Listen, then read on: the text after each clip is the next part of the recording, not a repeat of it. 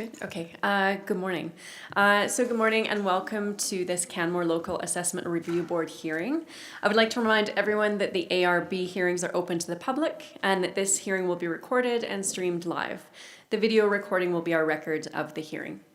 So we are here this morning to review the complaint and subsequent evidence as filed for tax roll number 22532, which is a municipal address of 209 810 7th Street. So I'm going to start by introducing the panel and then ask the parties to introduce themselves. We do have the complainant here in person and then the respondent is online. So after that, I will explain our standard hearing procedure and ask for comments in that regard. My name is Jen Marin. I'm the presiding officer or the chair appointed to this panel. I'm also the Town of Canmore Council representative on the ARB. The other panels with me today are... Good morning, Christoph Breyer. John Pedwell. Does anyone have any objection to the panel as constituted? No. Okay, great, thank you. So I'm now going to have the parties introduce themselves, starting with the complainant. So would you please state your name for the record, your organization, your role in the hearing, and indicate whether you are the owner of the property under complaint. And you'll just need to come up to the microphone so that it's caught in the recording as well, please. Thank you. You just press the button. Yeah. Good morning, Chair Marin, Mr. Breyer, Mr. Pedwell. My name is Nancy Pon. I am the owner of Unit 209, 810 7th Street, tax roll 22523. I am not part of an organization. I'm simply a homeowner. Great. Thank you very much, Ms. Pon. Thank you for being here this morning. And then now to the respondent. Would you please state your name for the record, your organization, and your position with the municipality? Sure, thank you. My name is Deanne Bannerman. I'm with Legacy Municipal Services, and I am the appointed assessor for the Town of Canmore. Great, thank you. Good morning, Ms. Bannerman. So the LARB standard practice is to have the complainant present all of their evidence first, followed by questions from the respondent and then the panel. Next, the respondent presents their evidence, followed once again by questions from the complainant and then the panel.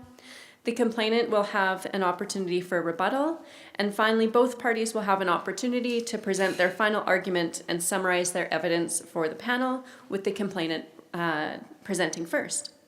If anyone needs a break or if a problem comes up, please just let the panel know as soon as possible, and we can address that as we go. I'll also take this time to remind everyone to please turn off their mobile devices. So are there any questions regarding the procedure today, or is everyone satisfied with the process as was laid out? I'm satisfied. Great, thank you. We're satisfied, thank you. Okay, thank you.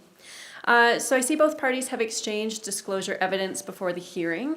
To save time, I propose that we mark all the documents for the record now. It won't stop anyone from raising questions about admissibility later. If any such questions arise, we can deal with them and strike material from the record later if necessary. Is everyone comfortable with that procedure? Yes. Okay, great.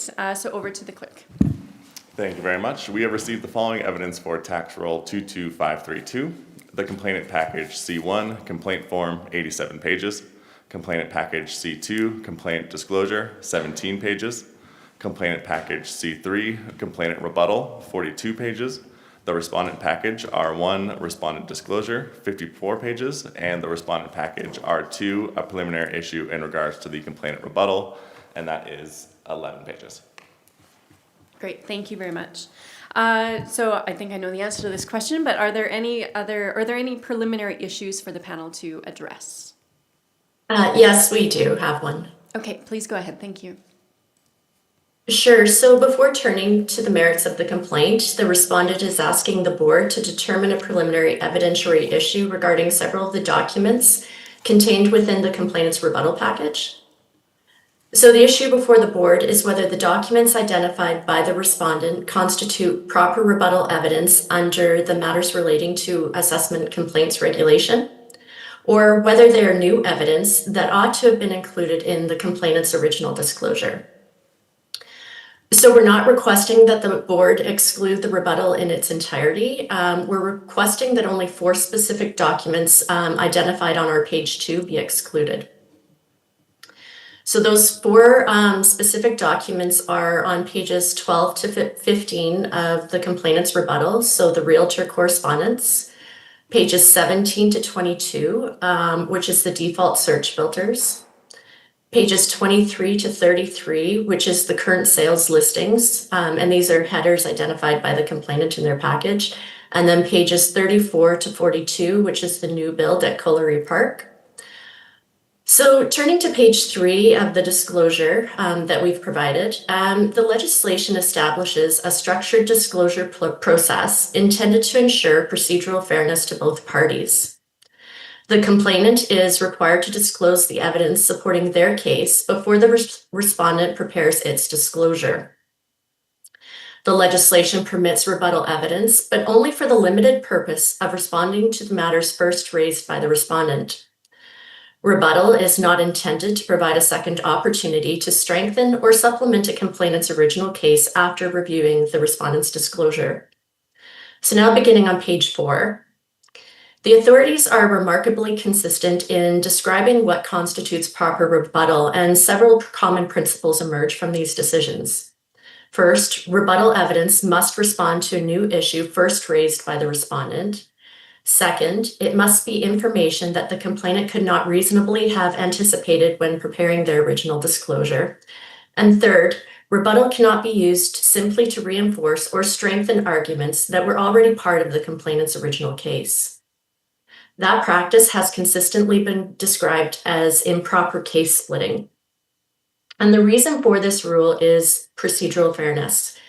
The respondent is entitled to know the complete case that must be answered before preparing its own disclosure. Allowing additional evidence that should have been disclosed originally deprives the respondent of that opportunity and undermines the statutory disclosure process established by the regulation. So now I'm going to jump to page 9.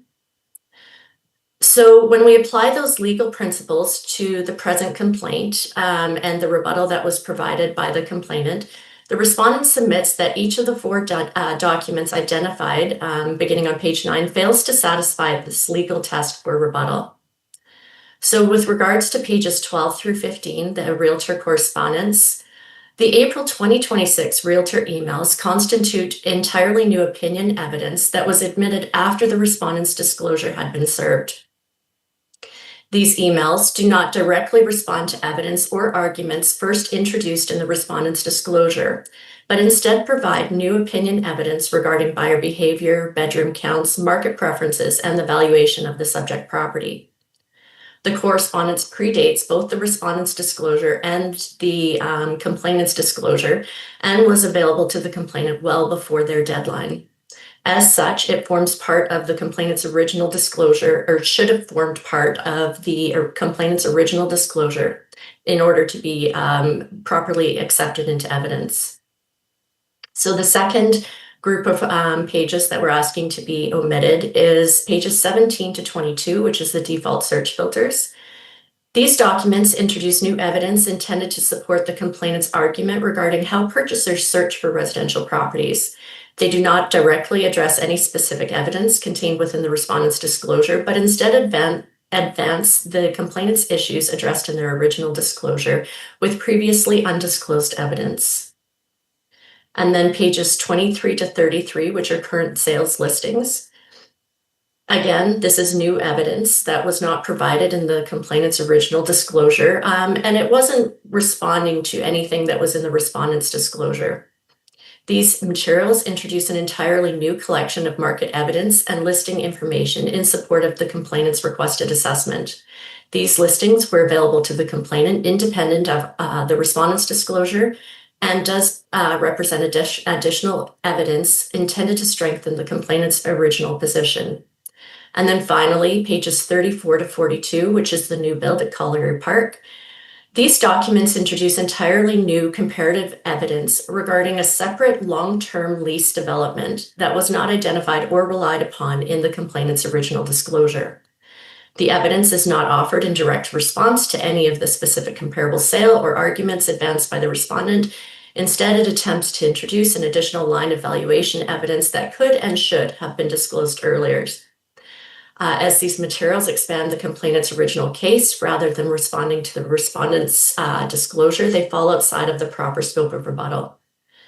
So all of these materials were readily available to the complainant prior to their disclosure deadlines and could and should have been included in their original disclosure.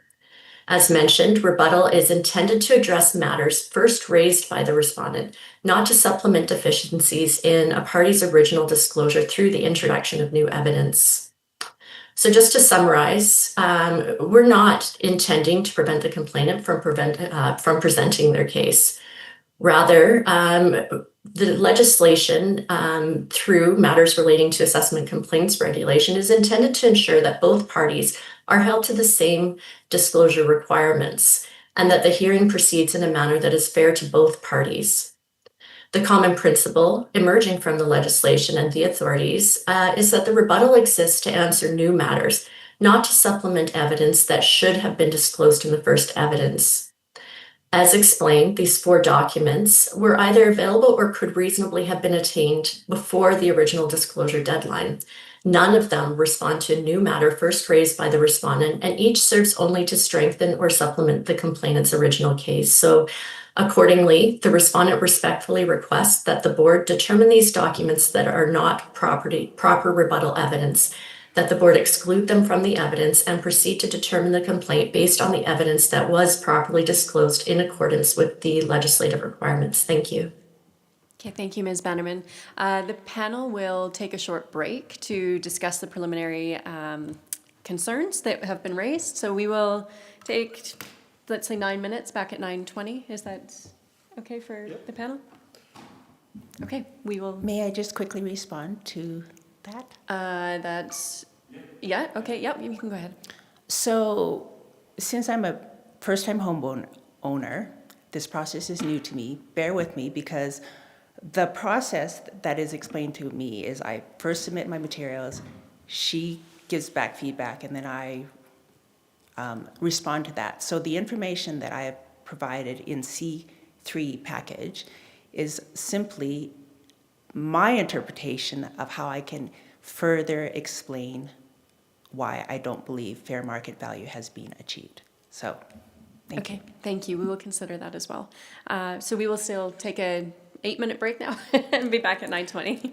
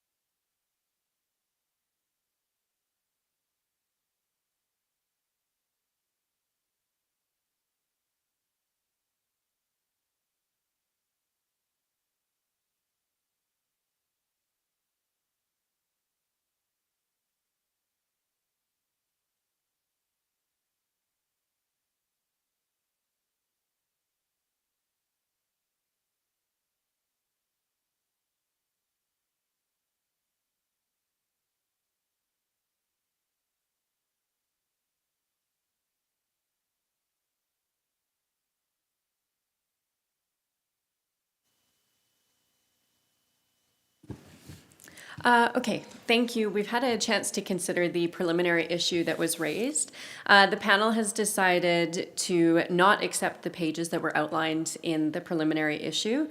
So in package C3, that's pages 12 to 15, 17 to 22, 23 to 33, and 34 to 42. Completely appreciate that it's a new process, but unfortunately, just based on the legislation, because the information was available before the first disclosure date, and because it doesn't directly respond to one of the matters raised by the respondent, we can't accept those pages as part of the rebuttal evidence. So when we get to that point, the other information that is submitted in that package is still valid and can absolutely be brought forward. So we'll just ask that you refer to those other pages when we come to that point. Okay, perfect. Okay. So we're going to start the presentations. So the complainant is going to go first. We're ready to hear all of your evidence. So please go ahead and present your evidence, and then there will be an opportunity for questions from the respondent and from the panel as well. The floor is yours. Good morning. My name is Nancy. I am an Albertan who grew up never imagining that I could realize my dream of home ownership. So obviously I was very excited, just shy of my 50th birthday, to not only be able to buy a property, but to buy one in Canmore.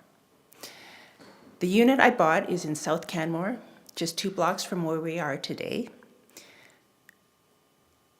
I paid $935,000, $713 for a 2-bedroom, 2-bathroom, southwest corner townhouse unit in a condominium complex that has 1, 2, and 3-bedroom apartments in the north block, plus 1 or 2-bedroom townhouses open to the courtyard in the south block.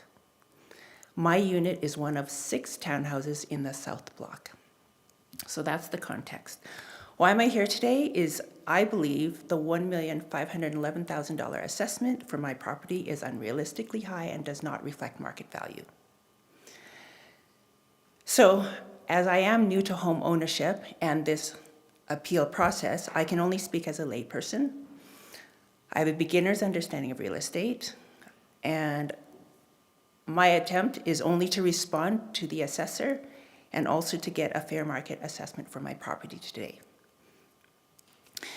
The assessor explains that the Alberta legislation prescribes that property assessments must be prepared based on market value, and that an assessment of property based on market value, A, must be prepared using mass appraisal.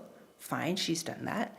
B, must be an estimate of the value of the fee simple estate in the property, which I don't understand. C, must reflect typical market conditions for properties similar to that property.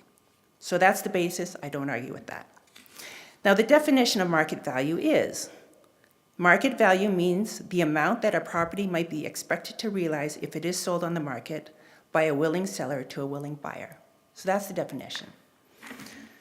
So the reason I'm here is because that definition and this legislation includes 2 parts, the model and the actual market transactions, the actual market value. And I don't think that the assessment model actually matches what market transactions are. Nor does the assessment reflect typical market conditions for similar properties. And why do I think this? I was very surprised at the high assessment. I haven't had an issue with previous assessments.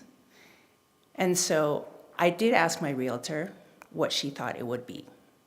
And she also agreed with me, which is why I began this process.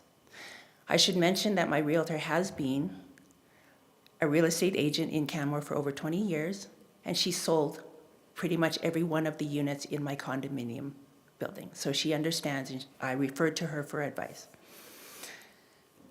Now, in the packet, it's clear that the last one, which is in package C1, starting on page 81, I provided the sales contract.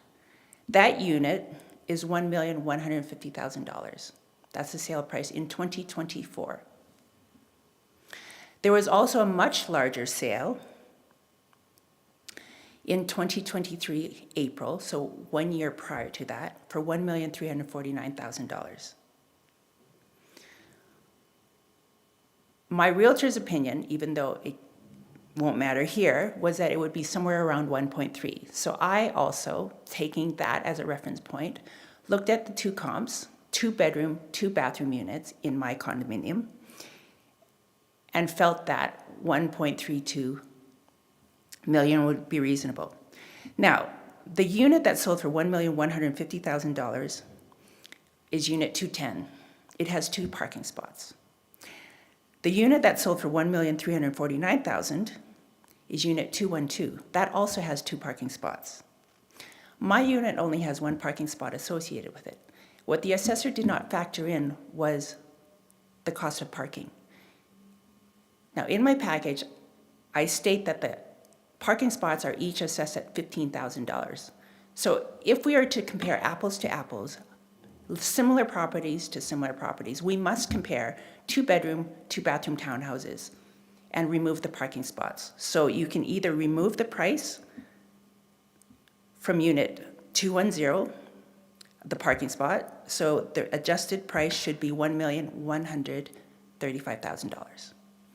Unit 212, adjusted price should be $1,319,000.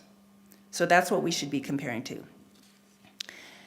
Now, in response to my query, my realtor sent me 2-bedroom townhouse sales in South Canmore, which is included inside my packet of evidence.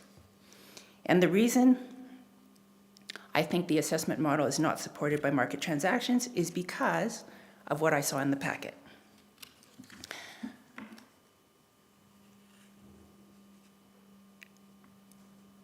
So the second reason I think that the assessment is not reflecting market value is that the assessor used comparables that didn't share the same key characteristics as my property. Her rebuttal package explains that mass appraisal is the legislated methodology used for valuing individual properties and involves the following. Properties being stratified into groups of comparable properties. Common property characteristics are identified for properties in each group, and a uniform valuation model is created. So in the email from the assessor on April 10th, she explains that the assessment is based on sales data from the 3 years preceding the evaluation date, namely July 1st, 2022 to July 30th, 2025. The detailed report to which she referred was 1 page entitled Property and Sales Information for Respondents Comparables. The sheet is included inside the assessor's package R1 on page 37. Now, that one sheet doesn't explain anything to me. It's this. It doesn't explain how many bedrooms, how many bathrooms, how many parking spots. All it does is it compares my unit to everything else in the same condominium. She sent me a comparables chart containing 4 properties from within my condominium unit. Yes. And you can see that up there. Mine is 209. She sent 212, 401, and 404. Now, 401 and 404 are 3-bedroom, 2-bathroom townhouses with 2 parking spots. They should not be used as comparables. So the only comparable that she should be able to use is Unit 212, which she had. She did not have 210 information because it was a private sale, but I sent that to her in my evidence.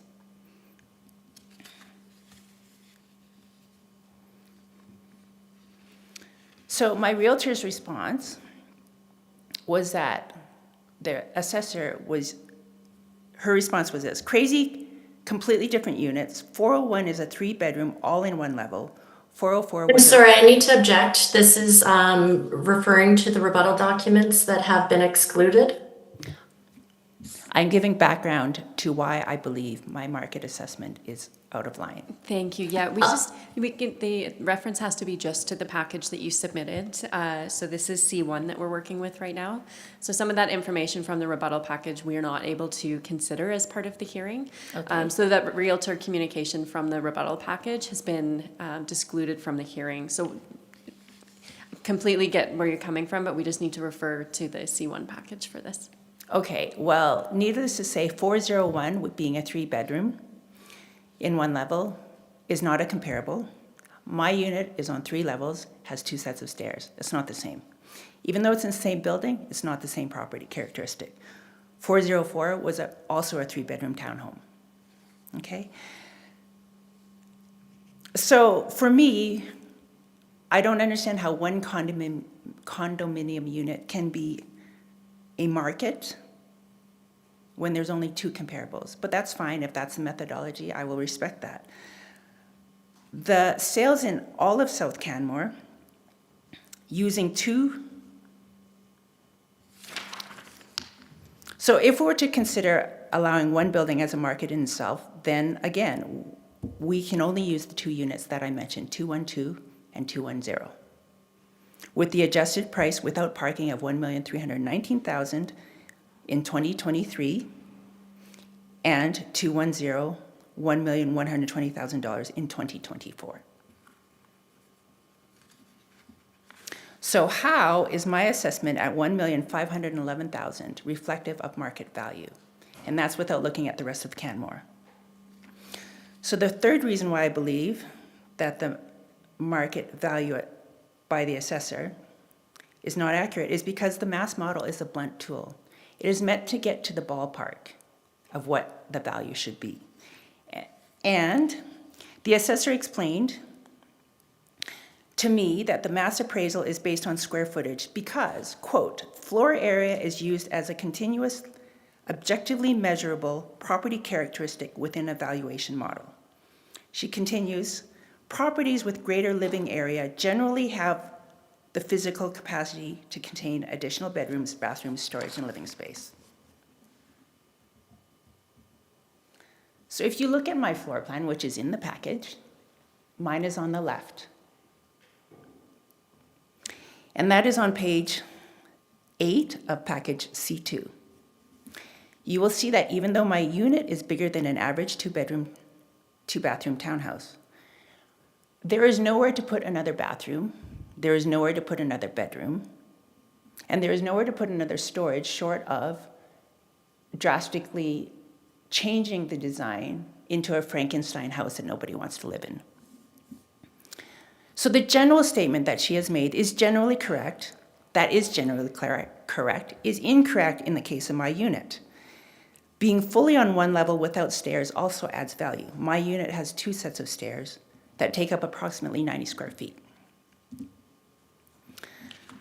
So bedroom count absolutely makes a difference when it comes to sales. If you look at the comps of 2-bedroom units in South Canmore, only in South Canmore where my unit is located, for the time frame July 22nd to July 25th, there were 27 sales ranging from $532,000 to $1,349,000. However, that $1,349,000 we now know must be adjusted to $1,319,000 if we were to compare like to like. The sales of 3 or more bedroom units only in South Canmore from July 22nd to July 30th comprised of 67 sales where the prices range from $749,000 to $2,179,000. These comps are actual sales. There's no refuting the prices. They are not listing expectations. And the data shows real sales and the fact that 2 bedrooms sell for less than 3 bedrooms in South Canmore. So the fourth reason I don't think the assessment reflects market conditions is the assessed market value is higher than any sale listing right now in South Canmore. In my correspondence to the assessor, I state a few cases of this. So we must look at valid comparables, which are 2-bedroom, 2-bathroom townhouses located in South Canmore.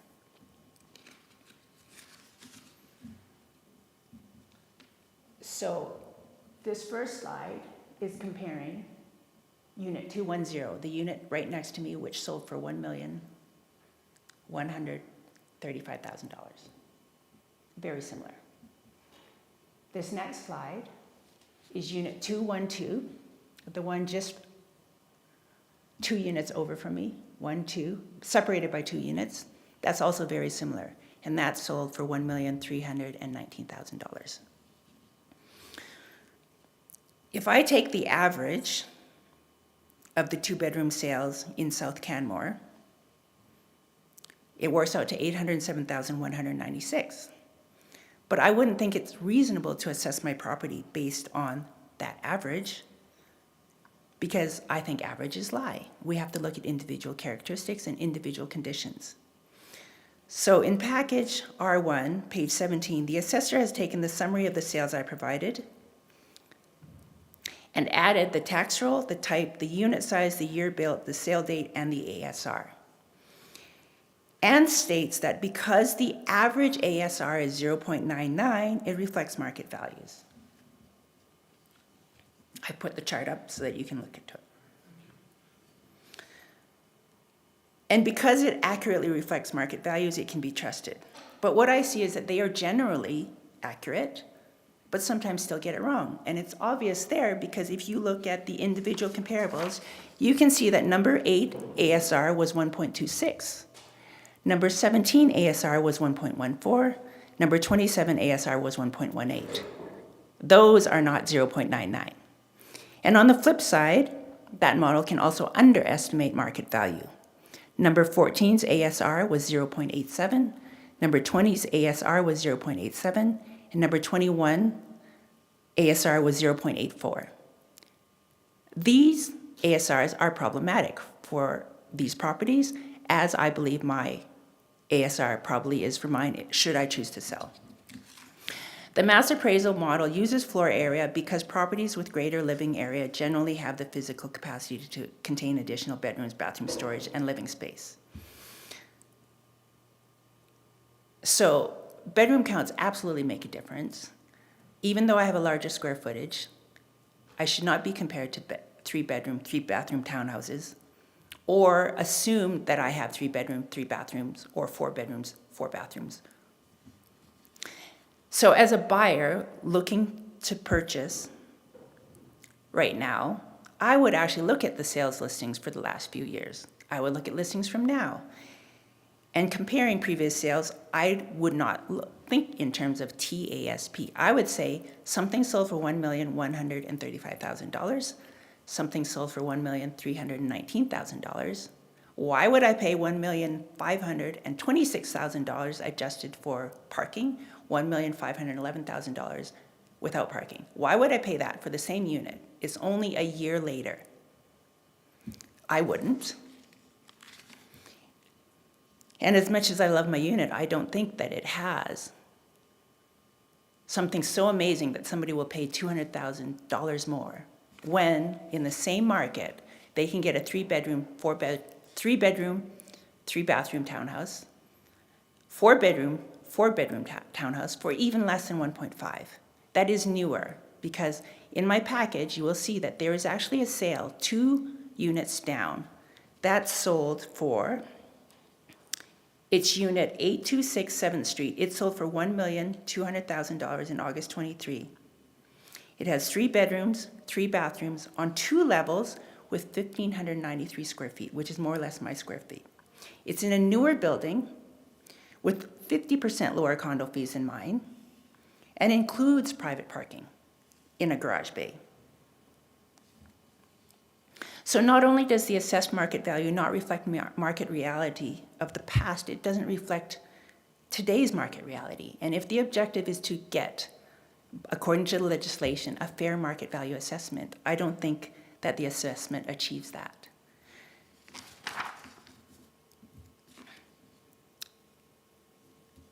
So I'm just looking. So my understanding of this appeal process is that it exists specifically because sometimes models fail. And when the assessment does not reflect market value, then we have this process. It's a due process for homeowners. I filed my assessment review board complaint because it's my only recourse to correct the glaring discrepancy between the mass appraisal model versus actual market transactions and reality. So to summarize, the question is whether the assessment model produces values that are consistently supported by actual market transactions. In the case of my unit, I don't think it did for 4 reasons. My unit should only have a market value of slightly 1.32 million. I adjusted for that it is an amazing unit and adjusted for the fact that the comparables beside me are much less. The assessor did not use the appropriate comparables. She used 3-bedroom, 2-bathroom units, including parking, to compare to mine. The mass appraisal model also failed to produce an accurate market value for my unit because of its base assumption that properties with greater living area generally have more bathrooms, storage, bedrooms, etc. And fourthly, the assessed market value is higher than any sale listing right now in South Canmore for a 2-bedroom, 2-bathroom unit, and is also disproportionately higher than any previous sales for a 2-bedroom, 2-bathroom unit townhouse sale in South Canmore. And so based on these reasons, I ask Chair Moran, Mr. Breyer, and Mr. Pedwell to reduce the assessment for tax roll 22532 from $1,511,000 to $1,320,000. Thank you for your attention and consideration. Great, thank you very much, Ms. Pon. I'm now going to turn to Ms. Bannerman to see if she has any questions for the complainant. I don't have any questions, thank you. Okay, thank you. And then to the panel, are there any questions from the panel? Yep, Mr. Breyer, please go ahead. I have a question. You're asking to have an assessed value of $1,320,000. And how did you come up with that number? I am a reasonable person. I know that the market has increased in value. I looked at the comparables. Just in my unit, I looked at the comparables in South Canmore. I do think my unit is one of the better units in South Canmore, but it's not worth 1.5. So I just felt 1.32 is very reasonable, given what it is, where it is, and the condition it's in. So there's no mathematic behind, it's just, you picked that number? Yes, 1,150,000 as the previous, 1,349,000. I sort of split the dummy and then added inflation. I did not actually use math. So You just picked a number. yes, I did. Perfect, thank you.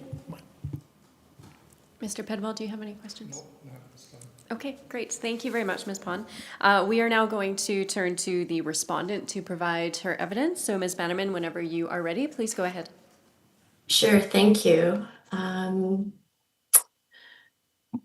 So the respondent is requesting that the board confirm the 2025 property assessment for the 2026 tax year for the subject property in the amount of $1,511,000. So as outlined on page 3 of our disclosure, the respondent will demonstrate 3 things. First, that assessments are prepared annually. Second, that Alberta legislation requires assessments to reflect market value. And then third, that this assessment was prepared fairly and equitably using the legislated mass appraisal process. So the central issue raised by the complainant is not whether the subject property differs from other properties. Rather, it is whether the respondent should have valued residential condominiums using a bedroom count instead of the property characteristics that were used within the town's valuation model. The respondent submits that the market evidence provided does not support that proposition. So now beginning on page 4 through 7, the board will find photographs, mapping, and a summary of the subject property. The subject property is a residential condominium unit located within the residences of 7 and 7 development in South Canmore. There's been no dispute regarding the physical characteristics of the subject property. Now turning to page 8, I won't read all the legislation, but I just want to summarize some of the principles that govern this complaint. So under the Municipal Government Act and the matters relating to assessment and taxation regulation, assessments must reflect market value, be prepared using mass appraisal, reflect the fee simple interest, and reflect the typical market conditions as of the legislated valuation date. For this assessment year, the valuation date is July 1st, 2025. Market value is the expected price that would transfer between a willing buyer and a willing seller on the open market. And mass appraisal is where we are looking at various different stratifications of properties based on their similarities. Common models are then developed based on these stratifications, looking at the market evidence that's available. And then these same models are applied back to that same group of properties in a fair and equitable manner. Residential condo properties in Canmore are valued using the direct sales comparison approach, which reflects the behavior of buyers and sellers in the market. So on page 10, we explain that sales occurring between July 1st, 2022 and June 30th, 2025 were analyzed.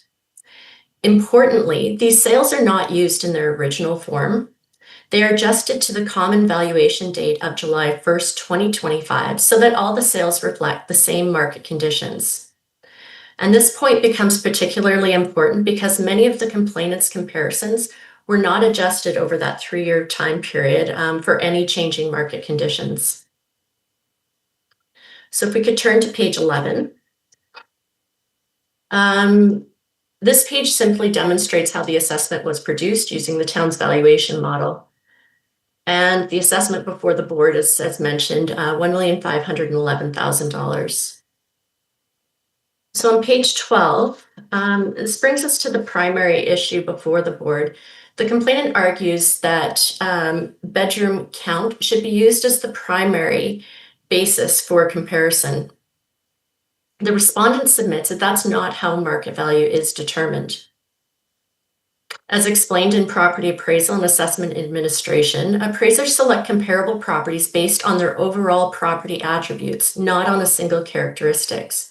Bedroom count is simply one of the characteristics amongst many. Market participants enjoy an entire property.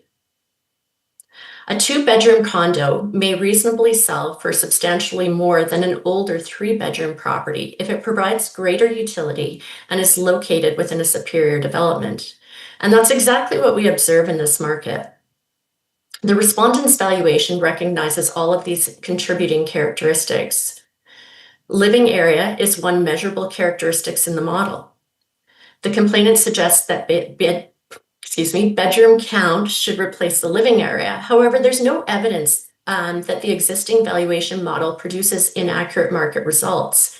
In fact, the market evidence demonstrates the opposite. And I just want to explain a little bit about how inappropriate it would be within the valuation model to use both the living area and the bedroom count in the same model, because they would be explaining generally the same property characteristics. So it's what we would call highly correlated, because number of bedrooms, number of bathrooms, those things generally can contribute to a larger square footage. So the larger square footage of living area that a property has, generally the more workable living area they have, which often includes, most always includes the bedroom counts and the bathrooms as well. So now turning to page 14, rather than beginning with properties throughout South Canmore, the respondent first examined sales within the same condominium development. These are the most persuasive comparables because they share the same location, the same age, the same construction, the same condo corporation, so subject to similar condo fees and various different other market attributes. And really that means they have the same overall market appeal. The 2 sales that were relied upon by the respondent effectively bracket the subject. After adjusting each sale to July 1st, 2025 market conditions, and removing the value of the separately titled parking stalls, the resulting adjusted sale prices demonstrate that the subject property falls squarely within the range indicated by the market. So I do want to touch a little bit more on that, just so that you can understand the information that we've provided in our comparable chart on page 14. So those sale prices adjusted to July 1st, 2025 in that column, they've had the value for the parking stalls already removed from that. So when we're comparing that sale price adjusted to July 1st, 2025, we're comparing it directly with the assessed value of just the improved portion of ownership. So the parking stalls within this complex are separately titled, and they receive their own assessment notice. And whether there's 1 unit or 2 units that are purchased with them, they're separately titled units. So they could be sold to a different person if the owner so chose. So the reason that we use the sales when we're defending the assessment of properties within the complex is because those sales require very few adjustments. So they carry considerably greater weight than sales from unrelated developments. So turning to page 15, we address the complainant's spreadsheet. And we don't suggest that these sales are irrelevant, rather that they cannot be simply grouped according to bedroom count and then compared by a raw sale price, which is unadjusted for any market conditions. These properties differ significantly with respect to the age, and I've identified that on page 17. I've laid out the information for you. So these properties, a significant amount were built in the 1980s versus a 2019 property. They differ significantly in the floor area, the construction quality, the numbers of stories, the parking, whether it's included or not in the sale price, hasn't been adjusted for by the complainant.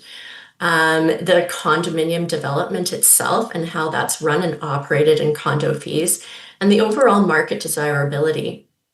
No adjustments have been made to isolate the effect of just the bedroom count by ensuring that there were adjustments for all of these other differences.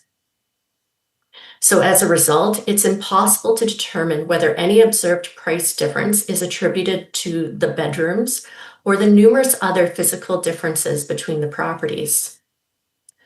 We therefore supplemented the complainant's own spreadsheet. So we added the land title transfer dates, not the MLS sale dates.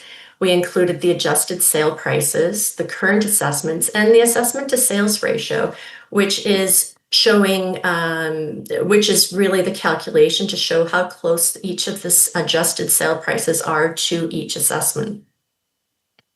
And this allows the board to compare each property under common market conditions. So starting on page 17 and the next 3 pages contain the complainant's sales together with the additional information that we've provided.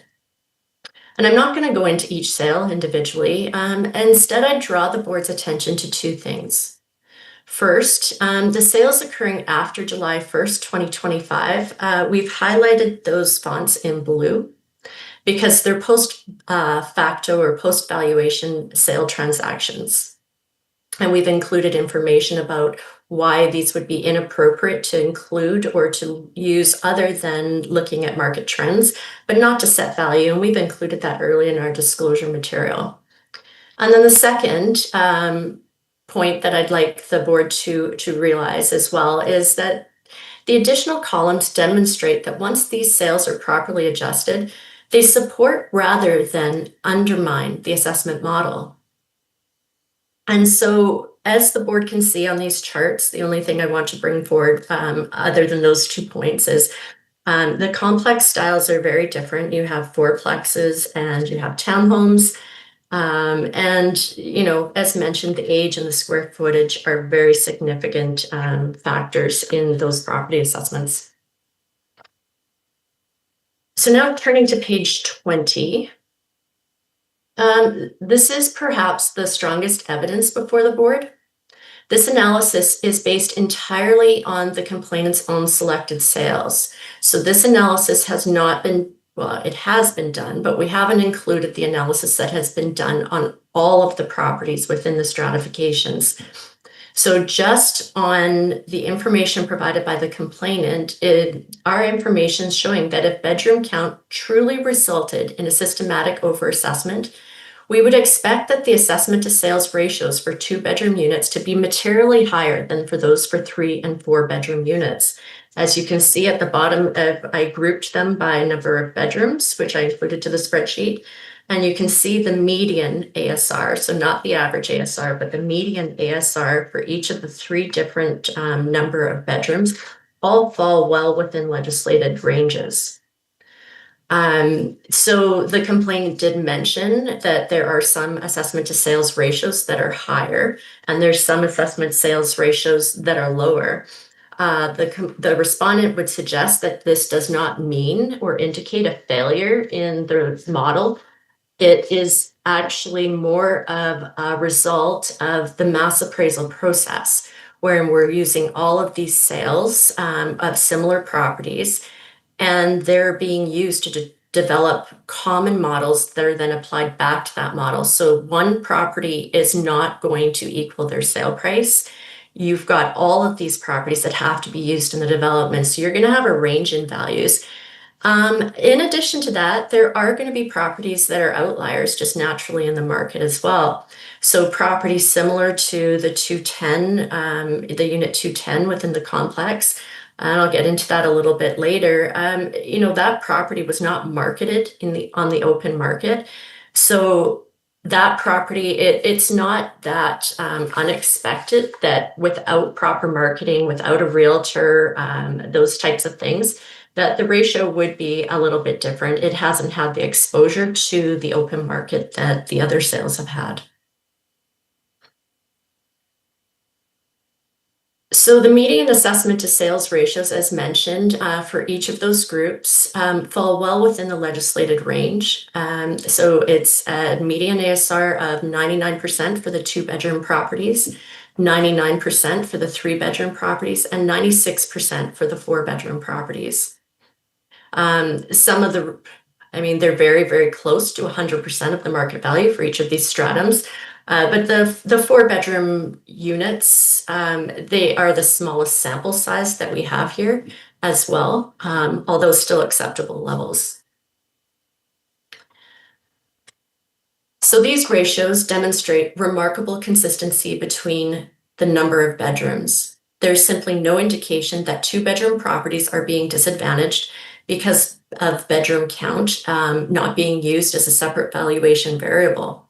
In fact, the complainant's own evidence demonstrates that the valuation model performs consistently across all bedroom categories, effectively supporting the respondent's use of square footage as the primary size variable utilized in the models. So now to page 21. The remaining pages address several additional issues raised by the complainant. Again, I mentioned previously, the complainant relies on the sale of Unit 210. We didn't include it in our information. We could have. It's there now on the complainant's chart with their adjusted sale price. We do agree that the sale is relevant. It was used in the valuation and the preparation of the assessments. However, it represents only one market observation. It's a smaller unit than the subject property and really cannot be viewed in isolation from the remaining sales within the development that both the respondent and the complainant has provided. Just of note, there was only 2 sales by the complainant, both 2-bedroom units, that were actually physically located within the same complex, and that was number 26 and 27. One of them, the assessment, both of them smaller than the subject property, but one of them with an adjusted sale price at 1367 square feet was sold for $1,485,000 roughly, with an assessment to sales ratio of 92%. And then following that on number 27, we have what we call our outlier, possibly because it wasn't exposed on the open market. Again, smaller than the subject property with the adjusted sale price being there and the ASR at 1.18. So the complainant also raises parking. I think I mentioned that they're separately titled. The parking assessments are not before the board today, as the complainant did not raise that or file a complaint separately against the parking. And accordingly, the parking ownership does not affect the assessment of the residential unit itself. The complainant also relies upon information such as marketing floor plans. The respondent distinguishing distinguishes between marketing material and verified assessment information. Assessment records are developed from registered condo plans, inspections, permits, and other reliable sources. The market material does not amend a registered condominium area that's registered through Alberta Land Titles, nor does it establish the market value. And then finally, on page 23, we address the post-valuation sales, and I touched on that a little bit. But here we have included all of the decisions that we're using to support that. Basically, that post-valuation sales can be used to confirm market trends, but cannot be used to establish market value as of the legislated valuation date. So accordingly, while the respondent considers those later sales for trend purposes, they were not used in determining the subject assessment. So in closing, the respondent has demonstrated that the assessment was prepared in accordance with the Municipal Government Act and the matters relating to assessment and taxation regulation.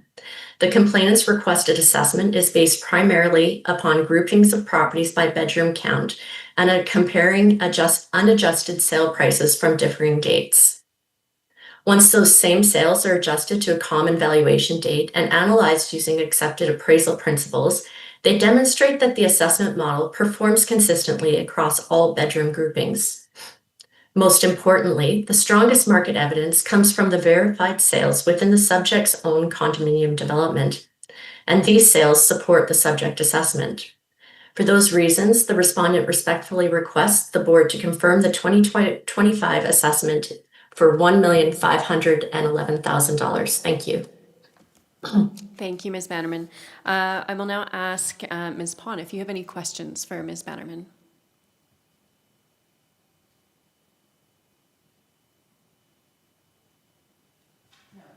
Okay, and any questions from the panel? Mr. Pedwell, go ahead. Yeah, Ms. Bannerman, just clarification. I'm a tad confused about this one private sale. When you did the original assessment, was it considered as a sales comparable when you did your original work? Yeah, so that sale, because it was still an arm's length transaction, so that means it was not between related parties. It's sold between two private people. They weren't related. As far as we know, they weren't friends, although word of mouth likely got out somehow. But yeah, it was included in the preparation of the assessment. We just didn't include it in the defense of the assessment, having better sales that were more reflective of market because they were transferred in the open market. Okay, and then subsequent to the complainant raising that particular property, did you reconsider that? No, I still don't believe that it is the most reflective sale of market value or to determine market value. We did use it in the preparation. So, you know, as we've mentioned with mass appraisal, we're looking at all the sales. However, that property sold for significantly lower than what the other sale transactions. Perfect example of that would be this property at 212, 810 7th Street. And so that's on our page 14. That property is the same size, pretty much within, I think, 20 square feet as the subject property and sold for significantly more than that property. And that's the trend that we've seen with the other sales, even the larger sale than the subject property. I mean, that one sold with the adjusted sale price minus the parking at almost $1.8 million. So that one we would consider an outlier when we're defending the assessment, although it was used in the preparation of the assessment. Did that answer your question? Yeah. Okay, the next question is the schedules you've got on, starting on page 17. I see you got them listed mostly as fourplexes and townhouses. Are those really comparable to the subject property? No, and that was our position, that they're not comparable to the subject property. These were the properties that the complainant identified in their submissions. So what we've done is responded with some of the differences between there. And as mentioned, included the sale, time adjusted sale price, the land title transfer date, We sorted it by number of bedrooms, included the complex type, the assessment for the year, and the assessment to sales ratios. But all of these sales were identified by the complainant in their original disclosure. Okay. So they wouldn't be what we would consider comparable properties, no. Okay, thank you. Thank you. I have a question. Did you mean to talk about Unit 210? The one with the contract, the private sales contract? Yeah? 210? Yeah. Okay. So, and then I have a question for you, Ms. Bannerman. So that unit is excluded because it was a private sale? No, it wasn't excluded from the valuation. So we use private sales and we use sales that have been listed on MLS or marketed in the open market. We use all those sales as long as they're arm's length transactions when we're preparing the assessment. However, when you look at the assessment to sales ratio of that one at 118%, it's clearly an outlier.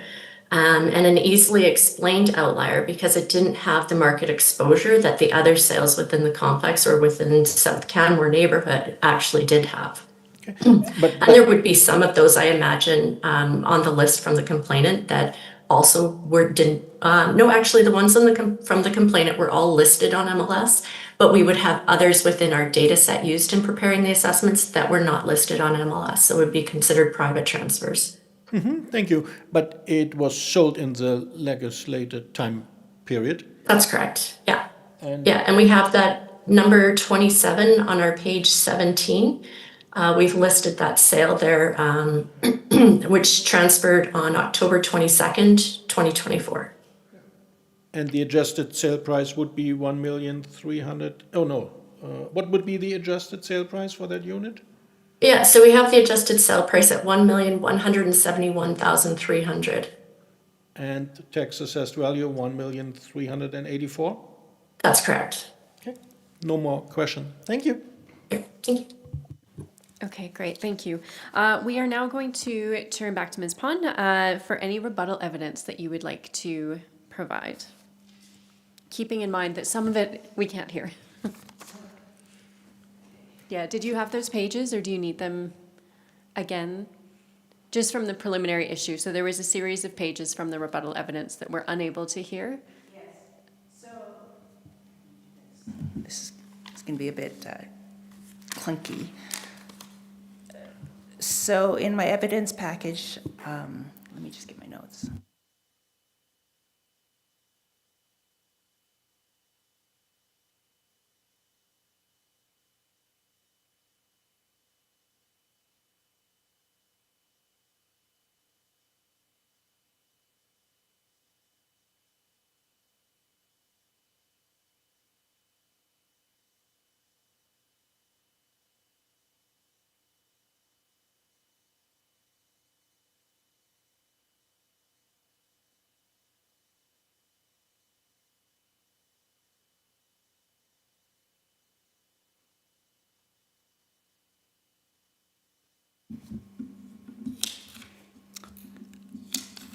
Thank you. I would just like to respond to a couple of the comments. So sales dates are real. That's real market transactions. The land transfer date, while I understand that it is valid, it's an administrative behind the scenes process. So in terms of actual market behavior and market data, I think we need to look at the sales date and not look at when the paperwork finally made its way through the system. The assessor states that 210 is an outlier, but 212 is also an outlier. 212 was the highest priced 2-bedroom, 2-bathroom townhouse sale in all of South Canmore. So just if you cannot count that, if you cannot count 210 as a sale, a valid sale because it's an outlier, because it's artificially low, you also cannot count 212 as a valid sale because it's artificially high. So I think that the fact that it is a real sale demonstrates that it actually is what a willing seller sold to a willing buyer. And they count, whether or not they're in the open market. 210 was actually listed publicly for $1,249,000. I saw the listing, it did not sell. She took it off the market and subsequently sold it for the $1,150,000. My point was never that two-bedroom units are unfairly assessed, but my unit, being a two-bedroom, larger than average, is not accurately assessed by this mass appraisal model. I'd also like to point out the map that I have summarized, the actual sales that occurred in South Canmore. And so you'll see that in the condominium unit that I am in, there are only 6 units that are similar. The assessor says that 212 and 210 are pretty much the same size, give or take 20 square feet. Well, my unit is give or take the same size as all of these other 5 units in the south section of the townhouse. Directly across the street, while older, I have actually listed the sale price and the number in the chart. Down the street, not even half a block away, I've listed the sale of 729 7th Street, the sale of 813 7th Street, the sale of 825 7th Street, 833 7th Street, and 826 7th Street. And while they are different in terms of property characteristics, in terms of how the market behaves, markets don't exist in one building. They exist in a region, and my property is located in South Canmore. And so comparables are valid, are relevant directly across the street, the next block over, and 2 buildings down. Thank you very much. Okay, thank you, Ms. Pone. Are there any questions, Ms. Bannerman, for the complainant? No, I don't have any, thank you. Okay, thank you. And any questions from the panel? Okay, great. Don't go anywhere yet. We're just going to do summaries now, so you get the opportunity to go first, and then Ms. Bannerman will go, and then you will also have the opportunity for any final comments that you would like to make. So over to you, Ms. Pone, for your summary of your arguments. With the assessment of $1,511,000, my unit would, if it's sold in the open market today, would be the record highest sale in all of South Canmore for a 2-bedroom, 2-bathroom unit. People do not buy based on square footage. I have never heard anybody say, I need 1,600 square feet without talking about bedrooms, bathrooms, and all the other features and amenities that they need to live. So that's number one. When I look at the market listings in today's market, I don't see anything that's a 2-bedroom, 2-bathroom unit for anywhere close to 1.5 million. The range is around 1.2, 1.3, and those are for the newer, better units. In fact, some of them, which I have looked myself, are even under $1,050,000, 3 bedrooms in South Canmore. The mass appraisal model generally works, but sometimes it doesn't. And in the case of my unit, I don't think it has worked. I think the assessor used inaccurate comparables by comparing my unit to a 3-bedroom, 2-bathroom townhouse. Even though it's in the same building, it's not this comparable property. The only valid comparables should be the other townhouses in the south wing of my condominium, Unit 210 and 212. And lastly, as a buyer, I do not look at time-adjusted sales prices. I look at actual prices. So while the assessor certainly must follow her procedures and must be consistent in her application of those procedures, I don't see how it applies to an ordinary person who doesn't think in spreadsheets and calculators and algorithms.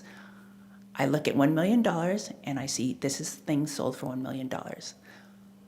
I'm not going to sit there and say time-adjusted rate of sale. I need to then pay whatever that formula is. And the last thing is, the assessor has access to all of this information, which I do not. I have one sheet of paper. All I can do is look in the real world, not make believe. I would love to sell my unit for $15 million. I don't think it's going to sell for that. So all I can do is look at current market listings, past market listings, compare what I would look for as a buyer, 2-bedroom, 2-bathroom, what's the price I can afford, do I have parking? And that's what I would base what I'm willing to pay for a new unit. So that is my argument. Thank you very much. Great, thank you very much. You will have an opportunity if you want to add anything else after we hear from Ms. Bannerman, just so that you are It's aware. quite a crash course Yeah. in learning about. I know. Ms. Bannerman, over to you for your closing arguments, please. Sure. So I just want to address a couple of points that were just made in closing here. And in rebuttal, I guess. So the difference between Unit 210 and 212. So the complainant has stated that they're both outliers, and our opinion is that no, they're not necessarily both outliers. The real key difference between these two units and why we've used 212 and not 210 is the open market exposure difference between them. So the 212 was marketed with the open market versus the 210, which is what our as mentioned, it is less, has less people looking at it, less people offering for it. And in support of that, looking at those two sales in comparison to each other on pages 17 of our submission, you can see clearly that for very similar sized units, they sold for significantly different valuations. So that is the reason for it. And the other statement was made regarding our use of using Alberta land title transfer date rather than the MLS sale dates. So that is something that we're required to do, and it's done for all properties that sell. So we're not using MLS dates for some and not for others. And this is something that's been laid out to us by the provincial audit and by Alberta Municipal Affairs, in that we have to use the land title transfer dates. So oftentimes, and this assessment bulletin came out from Alberta Municipal Affairs as a result of the land title transfers being significantly lagged, specifically during COVID, but even before, when there was a huge influx of, in 2008, of sales that were occurring, and land titles could be anywhere from 3 to 6 months to sometimes even longer than that. And assessors were asking, hey, we want to be more reflective of that July 1st valuation date according to what the actual market activity is showing based on the agreed upon sale dates. And we were told, no, we are to continue using the land title transfer dates. And part of that stems from what we just mentioned, the open market exposure. So some sales you would have a sale date for through MLS, but some sales we would only have the land title transfer dates for those properties. So just to give a bit of background on those two issues. And really, finally, the respondent has demonstrated that the assessment was prepared in accordance to the Alberta legislation as required. The complainant's requested assessment is based primarily upon grouping properties by bedroom count and comparing unadjusted sale prices from different dates. We've laid out on page 17 and 18 and 19 all of the complainant's sales that they've brought forward for consideration and identified the differences. And some of them are quite significant differences, in terms of square footage and in terms of age of the property, which really does make a big difference when potential buyers looking at properties. So even then, once those same sales are adjusted to a common valuation date and analyzed using our accepted appraisal principles, they demonstrate that the model performs consistently across all of the bedroom groupings. And we do feel that the strongest market evidence did come from the verified market sales within the subject's own condominium development. These sales support the subject assessment, and all of the other properties within this complex have been valued using the same model. So it's not that 2 bedrooms were being valued separately or 3 bedrooms within the complex. That same model of the stratification of that complex was applied right back to that complex, showing that the assessments were supportable and they are fair and equitable. And for those reasons, the respondent respectfully requests that the board confirm the 2025 assessment for $1,511,000. Thank you. Thank you, Ms. Bannerman. Ms. Pond, you have a chance for final words before we close out. Thank you. I absolutely respect the process. I do not think I've been singled out. I don't think that the model has been applied to me and twisted. So there is no argument that the process has been legal and fair. My argument today is that legislation asks that the model arrives at a fair market value. My argument is it has not arrived at a fair market value, which is why I am here. So if my unit sells, I fully expect it to command a premium in this marketplace. But I don't expect it to command a ridiculous premium above and beyond any comparable sale. And if we are only to use sales in the same condominium unit, then we can only look at unit 210, which sold in 2024, and 212, which sold in 2023. Thank you very much. Great, thank you very much. So thank you to both of you for your presentations and the information that you have provided. At this time, I would like to ask the parties if they feel that they have been heard today and if they feel that they have received a fair hearing. I have been heard, thank you very much. And it's a learning process. I will be better prepared next time. Thank you very much. Okay, thank you. Ms. Bannerman? I feel I've been heard. Thank you. Okay, great. So I will now declare the hearing closed. No further evidence or submissions may be received by the board. The Municipal Government Act requires a written decision within 30 days and gives the clerk an additional 7 days to issue the decision. So we will make every effort to meet or beat those requirements, and the clerk will forward our decision to you at our earliest opportunity. So that's everything. Thank you very much. We'll take a short break, and then we will touch base with you about the next hearing. Great. Thank you.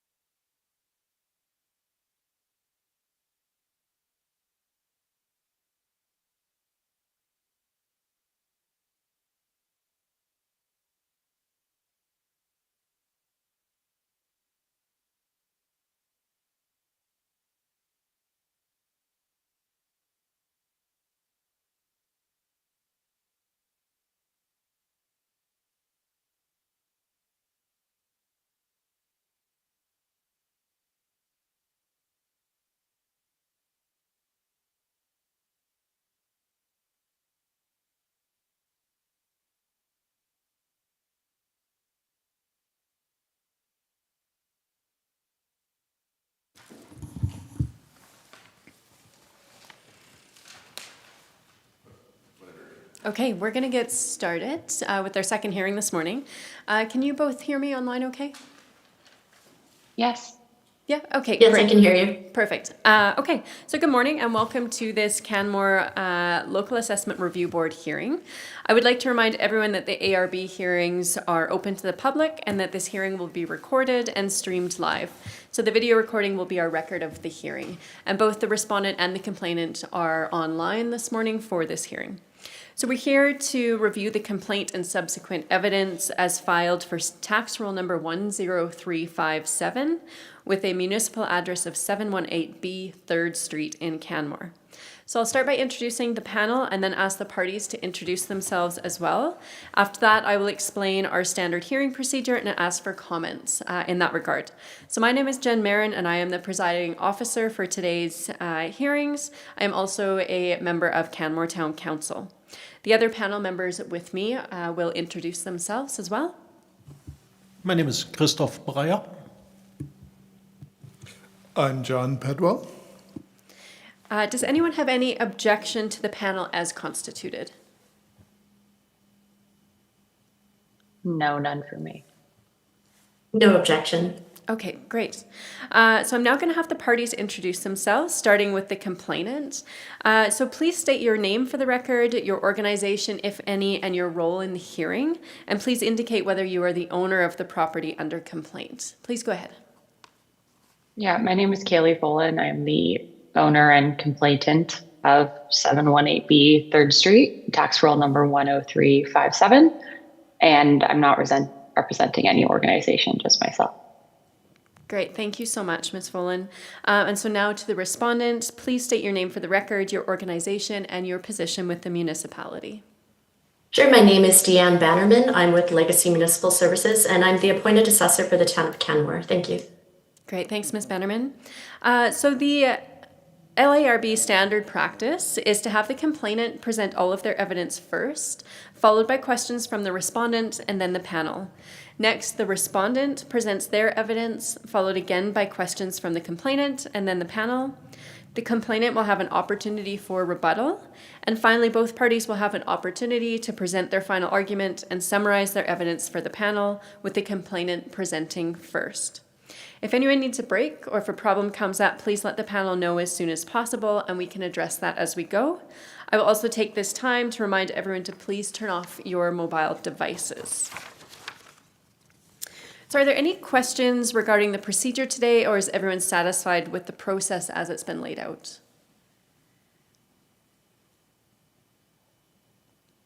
I'm satisfied with the process. I'm happy to proceed. We're happy. We're satisfied. Thank you. Okay, great. Thank you. I see both parties have exchanged disclosure evidence before the hearing. So to save time, I propose that we mark all documents for the record now. This won't stop anyone raising questions about admissibility later. If there are any questions that arise, we can still deal with them and strike material from the record later if necessary. So is everyone comfortable with that procedure? Yes. Okay, great. So over to the clerk to read the evidence. Thank you very much. We have received the following evidence for tax roll 10357. The complainant package C1, complaint form 1 page. Complainant package C2, complainant disclosure 10 pages. The respondent package R1, respondent disclosure 34 pages. And the complainant package C3, complainant rebuttal 3 pages. Thank you very much for that.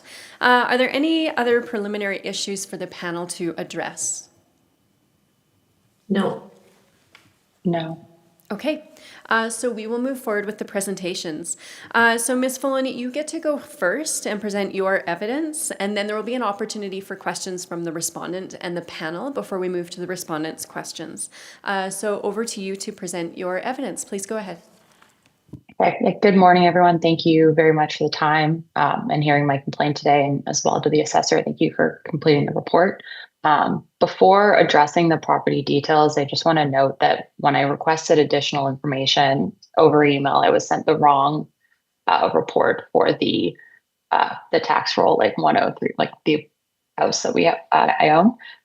So I think that delayed some of the processing and made it hard to review within the certain time periods, given I was presented inaccurate evidence, which the town conceded to.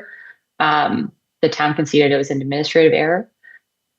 They said that my 1993 detached garage was demolished prior to December 31st, 2027, and they didn't acknowledge on their disclosure that there was a demolition permit issued on May 27th, 2025. So they believed the garage was still up when I asked for additional information. Because of this error, the town has recommended reducing the assessment from $1,000,000.253 to $1,236,000. And while I appreciate the correction of a $17,000 deduction, it's completely inadequate for a single car garage in Canmore. The town's $17,000 credit values my 480 square foot single car garage at just 35.42 per square foot. Standard Alberta construction benchmarks put the real cost of building a 480 square foot garage structure to 65 to 100 per square foot, meaning a real world replacement value of 31,000 to 48,000. And Canmore, where winter protection and gear storage are top priorities for buyers, losing an enclosed 480 square foot single car garage reduces open market value by far more than 17,000. And therefore, I propose at least a $35,000 reduction for the garage, which I think needs to be reflected in the records. And I would also appreciate if the records were updated to reflect that it was demolished, which I believe happened in the response. So thank you. Second, I want to highlight a factual error on the town's official property record card on page 12 of their disclosure. The town's valuation report lists my property as having forced air standard heating, which is factually incorrect. The property actually features in-floor heating. And therefore, they applied the incorrect heating system, saying that the heating infrastructure was in place as of December 31st, 2025. Under Section 8 of the Alberta Minimum Housing and Health Standards Public Health Act, the structure needs to be maintained at 22 degrees Celsius in order to be livable. And therefore, without in-floor heating and no heating in place in the ADU, additional dwelling unit, as of December 31st, 2025, it cannot be 70% complete and it is not habitable. And finally, as I go into my next point, as to the value of 70% completion as of December 31st, 2025, which added $303,000 to my assessment. If you look at page 17 of the town's disclosure, their own photos taken on December 3rd, 2025 show an incomplete exterior shell surrounded by construction fencing and snow. And on page 15, they admit that there's interior drywall, plumbing fixtures, and interior finishes were incomplete. So as of the condition date, the ADU was unheated, unlivable, lacking basic utilities, and a buyer on the open market would not be paying 70% of a finished dwelling's value for an unheated, unlivable shell. And as I mentioned, the Alberta Health Act does not, the Alberta Housing and Health Standards Act does not recognize it as a living dwelling either. So a rational buyer would apply a heavy market discount to factor in remaining trade labor, mechanical installations, and winter project risk, given that this was in the middle of December and over the winter months. I submit that a 40% completion rate is far more accurate for an unlivable shell. My official requested assessment value remains at $950,000 as submitted on my original complaint form. But however, if we're seeking line item adjustments based on, correcting the town's math and applying a realistic $35,000 market reduction for the demolished single car garage and adjusting the unheated ADU shell from 70% down to 40% completion, that yields a calculated assessment of $1,088,000. Just walking through the math, that reflects the $1.253 million that the town gave me, minus $35,000 for the full value of the single car garage, which is much higher again than the $17,000. And I believe there should be the $130,000 reduction from the town's assessed value. Sorry, just to interrupt for 1 minute. Yeah. I just want to object to some of the information that's being brought forward just now. It wasn't included in the rebuttal nor in the original complaint. So the costs for these various different components, this is all new evidence that's being presented at the hearing itself. So I just want I'm hoping that the board will place little weight or exclude these comments from their review of it and really just ask the complainant to stick to the material that's been properly disclosed already. Thank you. I believe in hearings you're allowed to bring up provincial health records, and that doesn't need to be disclosed given it's public fact and public record, but I could be wrong.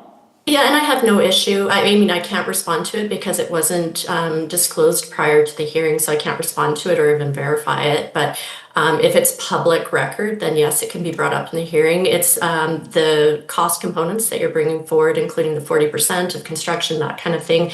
The cost per garage per square foot, those items were not properly disclosed before the hearing. So we're asking that they not be included and submitted into evidence.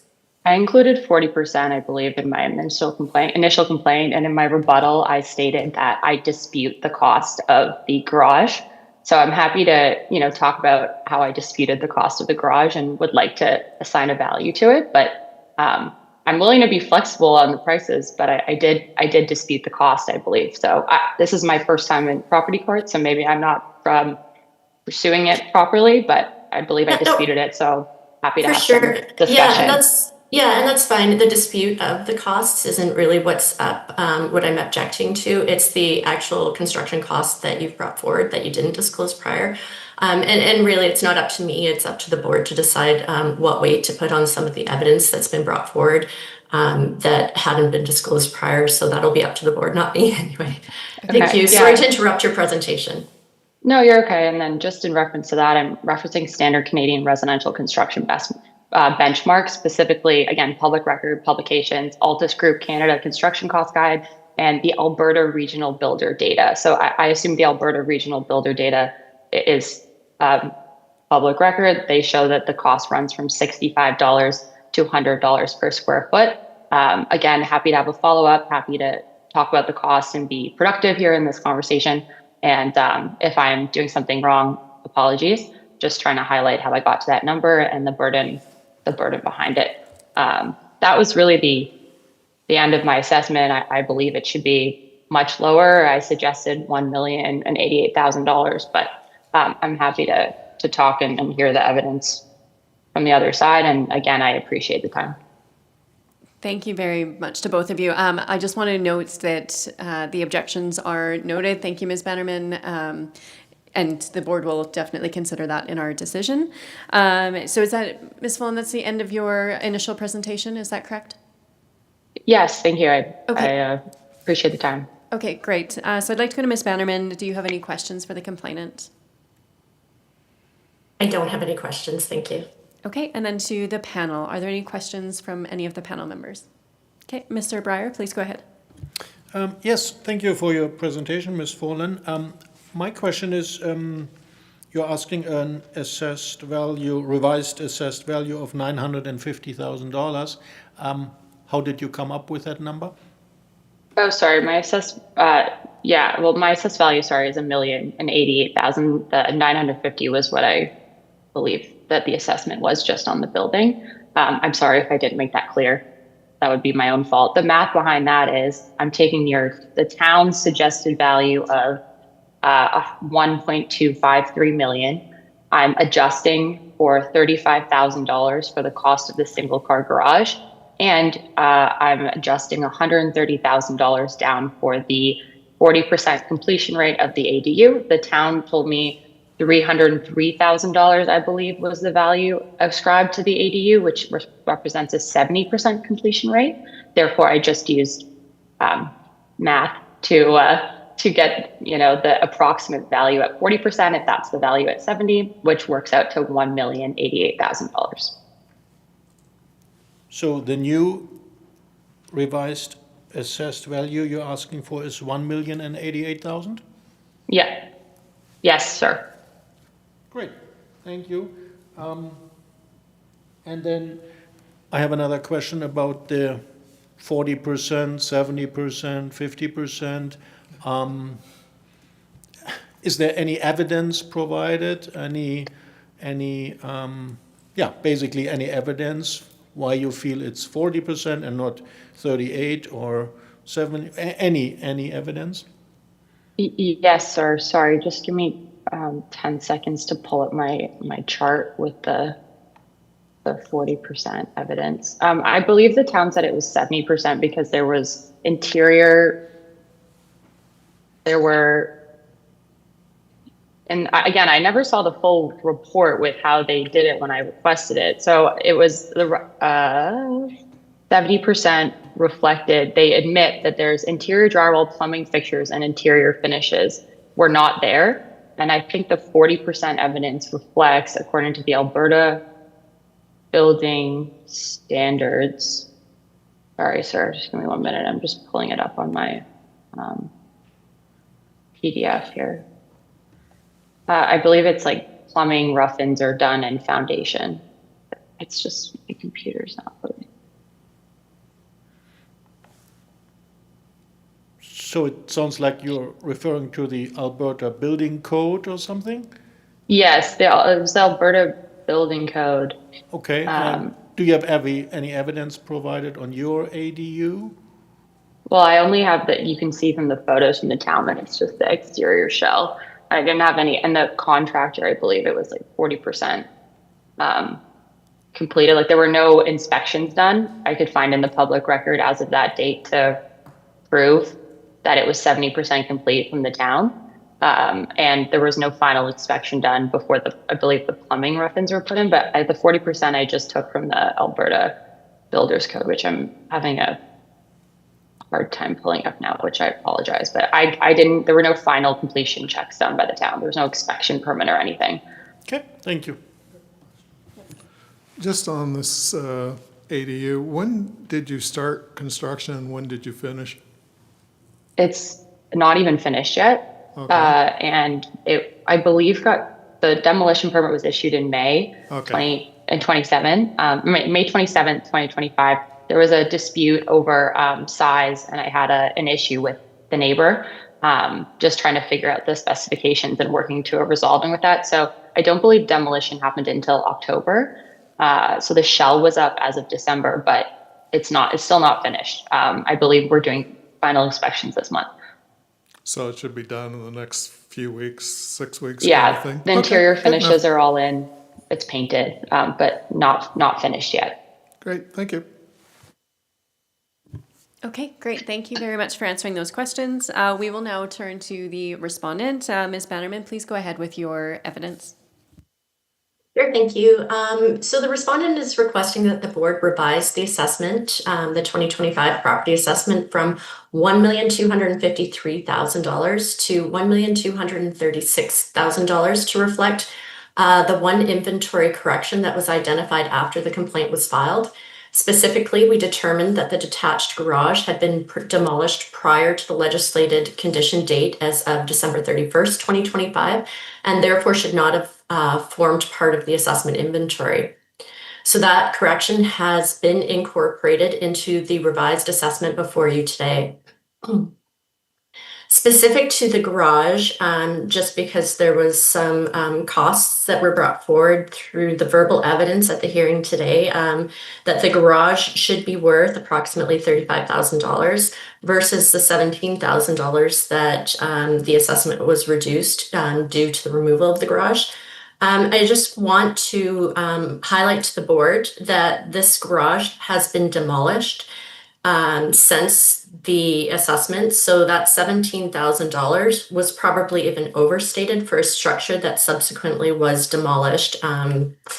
Aside from that, the evidence provided for $35,000 for an ad for a garage, there's been no evidence provided. There's been no information provided if this is the cost to construct a new garage or if this is cost of a depreciated garage, which this property was. So just wanted to raise that at this time. So other than that inventory correction, the respondent submits that the assessment has been prepared fairly and equitably and entirely in accordance with Alberta legislation. So if you turn to page 3 of my disclosure, I've outlined the 3 matters that I intend to establish today. First, that assessments in Alberta are prepared annually. Second, the legislated valuation standard is market value. And third, that the revised assessment of $1,236,000 reflects the market value as required by the Municipal Government Act and the matters relating to assessment and taxation regulation. So those 3 principles ultimately resolve every issue that's been raised in this complaint. Turning to pages 4 through 7, these pages simply identify the subject property. It's located at 718B 3rd Street in Canmore. It is a residential duplex originally constructed in 1979 on the residential zoned 2 units, so R2.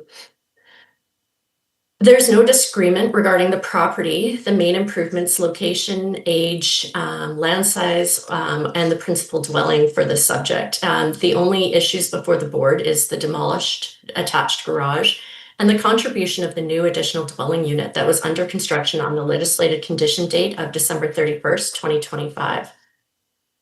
So now turning to pages 8 through 11, property assessments in Alberta are prepared under the Municipal Government Act and the matters relating to assessment and taxation regulation.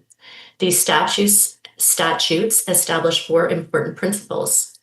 The first is that assessments are an estimate of the market value, and this means the amount that a property might reasonably be expected to realize if sold on the open market by a willing seller, or a willing seller to a willing buyer. The legislation also establishes the 2 statutory dates. The first is the valuation date of July 1st, 2025, and this date establishes that what the market conditions are at the time that must be applied to determine the market value. The second date is the condition date of December 31st, 2025, and that date establishes the physical characteristics that must be reflected within the assessment. And those dates are extremely important in this case. Throughout the complainant's disclosure and rebuttal, there's repeated references to building permits occupancy, whether it's habitable or not, the plumbing fixtures, drywall, and construction completion. But this legislation simply requires that the assessment reflect the property's physical condition as it existed on the condition date, and then estimate what this physical condition would have sold for on the open market as of July 1st, 2025. So the legislation also requires that market value be determined using mass appraisal, and this relies upon standardized valuation procedures developed from market evidence. So the market modified cost approach is the appropriate valuation for this property, especially given that there are certain components of this property that are under construction. So this approach combines recognized cost principles with observed market behavior. So in simple terms, with this approach, we first estimate the contributory value of the land and improvements, then calibrate those values using validated market sales so that the final assessment mirrors what buyers and sellers are actually paying within the marketplace. So if you could turn to page 12, this page illustrates how the revised assessment was prepared. The market modified cost approach was applied to the subject property using the corrected inventory. As the board can see, following the removal of the demolished garage, the revised assessment is $1,236,000. And this reflects the inventory correction acknowledged by the respondent. It's important to recognize that this was not an arbitrary reduction. The garage was removed from the inventory and the property was revalued using the same legislated valuation model applied to every other comparable complex within the South Canmore market location. The revised figure before the board is therefore the product of the valuation model after correcting the physical characteristics of the property. That distinction is important because the complainant argues that the garage should reduce the assessment by substantially more than the $17,000. However, the assessment was not prepared by assigning an isolated market value to the garage itself. The garage formed only one component within the overall mass appraisal model. Once that component was removed, the model recalculated the property's overall market value. So the complainant has provided no market evidence demonstrating that a typical purchaser would attribute a greater reduction in value than reflected by that recalculated assessment. And there has been, as mentioned, there was some verbal testimony that was brought forward. This property or the garage that the complainant is asking for an increased value to be contributed towards it was ultimately demolished by year end. So a property that is demolished would, in the eyes of the market, say that it was not worth anything. So the respondent therefore submits that the revised assessment properly reflects the corrected inventory and remains consistent with the legislated valuation methodology. So now turning to page 13 of my disclosure. Actually, before that, just going to page 12, since this is the first that we've heard about the heating or the information on the subject property where the heating is wrong, it should not be forced air, it should be in-floor heat. Those are changes that we can make for next year's assessment, but just for the board's information and for the complainant's information, in-floor heat is actually a premium to a forced air, so it would actually be worth more in the open market than a forced air heating system. So in terms of today's hearing, and when we're looking at the subject property's complaint, the fact that it had the wrong heating on it doesn't signify that it should receive any type of reduction for that. So as I said, back to page 13, the first principle I'd like to discuss is that property assessments in Alberta are prepared annually. Section 285 of the Municipal Government Act requires that every municipality prepare a new assessment every year. Each assessment must independently satisfy the legislative requirements based upon the year's valuation date, condition date, and the available market evidence. The courts and assessment review boards have consistently reinforced this principle, and I've cited those beginning on page 13. And I'll just simply summarize the principles that they establish. As mentioned, assessments are created anew each year.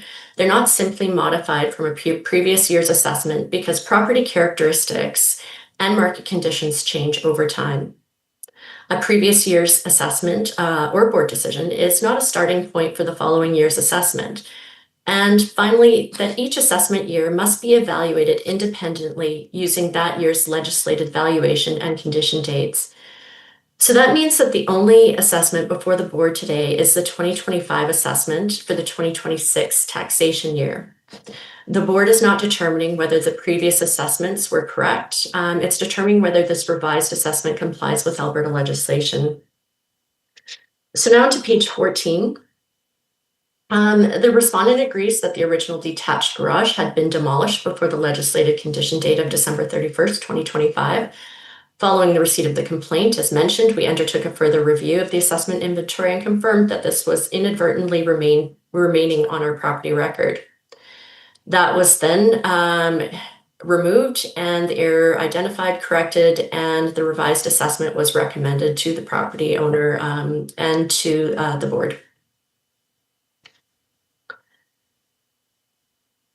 So the complainant accepts that the garage was removed, but continued to argue that the resulting $17,000 of a reduction was insufficient. I do think that we've mentioned a few things about this already, and just respectfully, there's no support from any market evidence that there was any type of significant contributory value as a result of that garage. So the $17,000, as mentioned, was done fairly inequitably. It was using the market modified cost approach and the models that we've applied to every other property. And based on the fact that it was demolished, it seems a reasonable amount.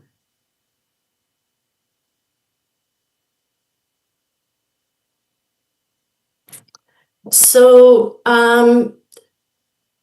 with regards to the ADU, or the accessory dwelling unit, that was constructed and we had it at 70% as of the condition date of December 31st, 2025. So now on page 15, the complainant argues that because this ADU had not reached a stage where it was habitable or capable of occupancy, it could not reasonably be considered approximately 70% complete and therefore can contribute substantially less value to the property. Respectfully, I submit that that argument is based on an incorrect understanding of Alberta assessment legislation. The issue before the board is not whether the structure was ready to be occupied. The Municipal Government Act requires the assessment to reflect the physical condition of the property as of that condition date. So on page 15, the evidence demonstrates that the legislated condition date of the property, as of the legislated condition date of the property had changed significantly. We have photos on page 17 showing that the property had well progressed well beyond the early stages of construction. And in fact, a lot of the expensive components of the property, which is what the 70% is based on, so foundation, the plumbing, rough-ins, the windows, the siding, the roof systems, the framing, the roof finish, those items had all been completed at the end of the year, as evidenced in the photographs on page 17. The interior finishes typically do not cost the same amount and therefore would not contribute to as great of amount as the exterior and the foundations. Basically, the guts of the building have already been completed.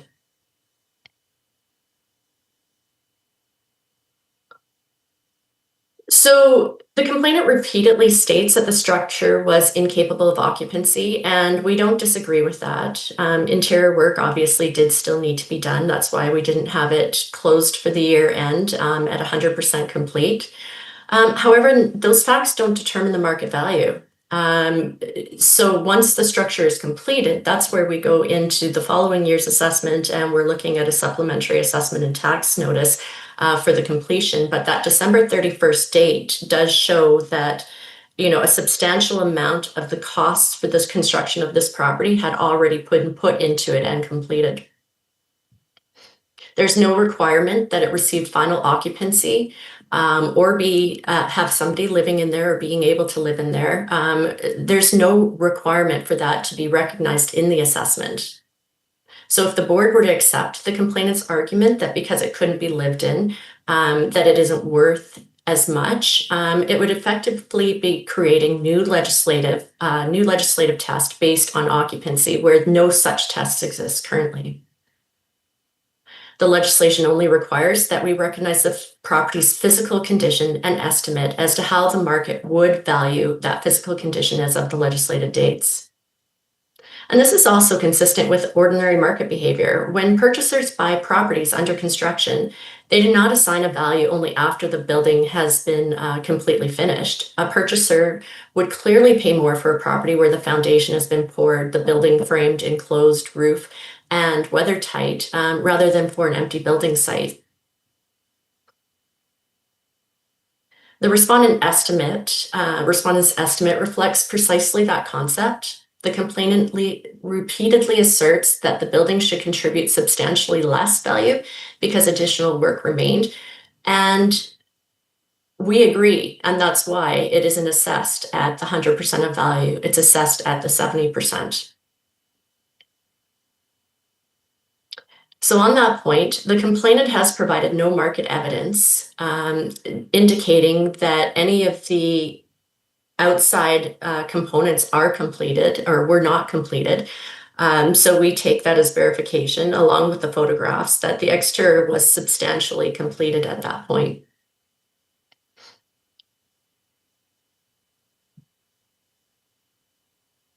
So then just to turn to page 18 of our disclosure, and before concluding, I'd just briefly like to address several points raised in the complainant's rebuttal.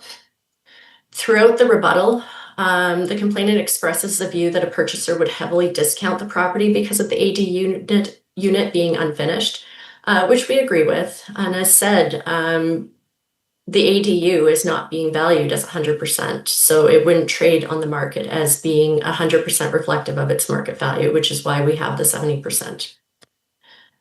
And I do want to briefly return to the inventory correction because of removing the garage, because I do believe that it demonstrates the integrity of the assessment process. Through the complainant's disclosure and complaint form, that was the first time that the complainant had spoken to us about the garage not being anymore on the site. So once we did receive that information, we promptly made the correction and revised the assessment. So finally, there are really only two questions before the board. The first was whether the garage was demolished and whether it was incorrect on the assessment inventory, and the respondent agrees it did. That's been corrected. The second is whether the ADU contributed market value despite not being fully complete. The respondent submits that it clearly did. A substantial building existed on the legislated condition date. A typical purchaser would unquestionably recognize value in that completed construction. and the complainant has produced no market evidence demonstrating otherwise. Accordingly, the respondent submits that the revised assessment accurately reflects both the physical condition of the property on December 31st, 2025, and its market value as of July 1st, as per the requirements of Alberta legislation. So for those reasons, the respondent respectfully requests that the board allow the respondent's recommendation and revise the assessment from $1,253,000 to $1,236,000. Thank you. Thank you, Ms. Bannerman. Ms. Fullen, you now have an opportunity if you have any questions for Ms. Bannerman based on what she has presented. No, I don't have any questions. Thank you for your time, Ms. Bannerman. Okay, and to the panel, are there any questions from the panel for Ms. Bannerman? Yep, go ahead, Mr. Pedwell. Yeah, Ms. Bannerman, help me out here. I just want to confirm some things before I ask a question. So on July 1st, this property did not have a garage?